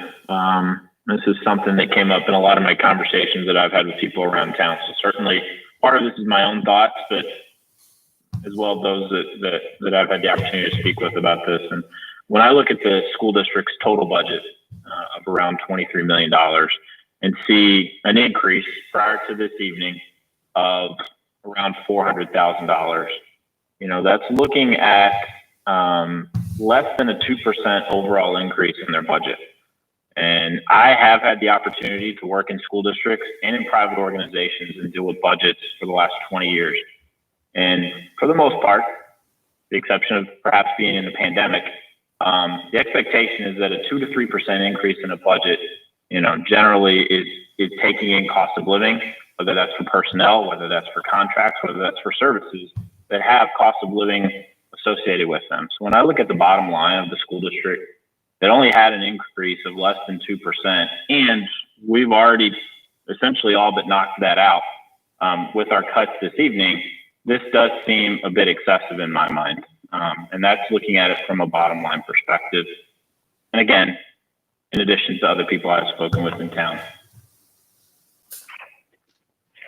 Okay, thank you. Andrew, I've had a chance to average in overspend, and I wasn't taking into account the COVID year, but the average is about $594,000 every single year. So they have the money, and every single year we do this. The school says we're giving you is the most cuts we can do. We come and we cut out some of their budget, and still every single year there's money left over, and at an average of 594,000. So there is room for this. Okay, thank you. Further discussion? I think the thing to consider too is there are a number of people who have indicated that they might retire. I mean, those are known, there's a good chance that at least some of those will actually decide to go forward with that. So we have then an opportunity or a likelihood that we will be replacing, or we will be sad to see our retired people, our experienced people move on. Hopefully they'll enjoy their retirement, but that is also an opportunity that we're not likely going to replace them with similarly experienced teachers. So there are opportunities to realize these savings, and we do it every year. Every year, I know I get the emails and the angry not phone calls, because who does that anymore? But I get the angry Facebook messages about how we're hurting the district, we're killing them, there's no way possible. And then like Brian says, we come up with a significant savings. So, and this is, as Mr. Cutter indicated, a much smaller reduction than we have in the past. And I believe we have more indicated likely retirements. So last year we had a larger attrition number with a fewer indicated potential retirees. So 200,000, I think, that was my number, but I think it's on the low end of where that number could and should be, but it's one I'm still comfortable with. Okay, thank you. All right, let's call the vote. We'll start with Mr. Sun. I see you first. No. Ms. Douglas. Yes. Mr. Hodgkins. Yes. I am a yes. Mr. Leary. Yes. Mr. Taylor. Aye. Ms. Forty. No. Mr. Burke. No. Motion passes. Oh, you forgot me. Oh, Mr. Hayes, I'm sorry, at the bottom of my screen. I just did my count there. I missed one. Sorry, Mr. Hayes. Oh, that's quite all right. My answer is yes. Yes, so motion passes 6-3-0. Okay. Any further motions on salaries and benefits this evening? Okay, just doing a quick summary here. So based upon tonight's actions, the removing of the IT tech positions, plus the motions by Mr. Taylor and Ms. Douglas, we've reduced the budget by 466 to 1850. In addition to that, from the motions from last week, we are at 551, 1850 for total reductions to the school budget. I'm sure Mr. Isabicki will check my math there. I'm in agreement. Oh, great, thank you. All right, anything else this evening in terms of motions before we move into our next agenda item, which is member input?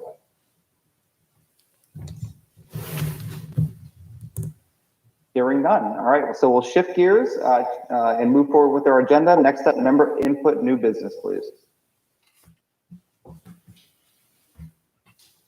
Mr. Chair, the selectmen will be meeting Monday and we'll be finalizing our warrant articles for you. So we'll have them ready for you next week. There's only one that we're in discussion for right now. Excellent. Yeah, I know Town Administrator Brown was out with COVID. Hopefully he's on the mend and feeling better and ready to go for next week. HIPAA violation. Said he feels like a truck hit him. I heard our fire chief also was out, correct? HIPAA violations. Yeah, that's fine. Right. Everybody knows. No, they do now. So next up is public input. Anybody from the public? Everybody knew it already. Mr. Chair, I don't have seen no one join. All right, well. Not everyone's on Facebook. Not everyone. You guys just said it. I'm not on Facebook and I knew. Okay, guys, come on. Nobody from the public has joined this evening? All right, so we'll close public input and I'll entertain a motion to adjourn. So moved. We have a motion by Mr. Hayes. Is there a second? Second. Second by Mr. Leary. Further discussion? Roll call vote. Mr. Hodgkins. Yes. Mr. Sun. Yes. Ms. Douglas. Yes. Mr. Hayes. Yes. I am a yes. Mr. Leary. Yes. Mr. Taylor. Aye. Ms. Forty. Yes. and Mr. Burke. No, oh, I'm sorry, yes. Motion carries 9-0-0. We are adjourned. Our next meeting is next Thursday, December 17th. It is a non-voting meeting. It's a review meeting, so we'll start at 6:30. Thank you all. Have a good evening. Right.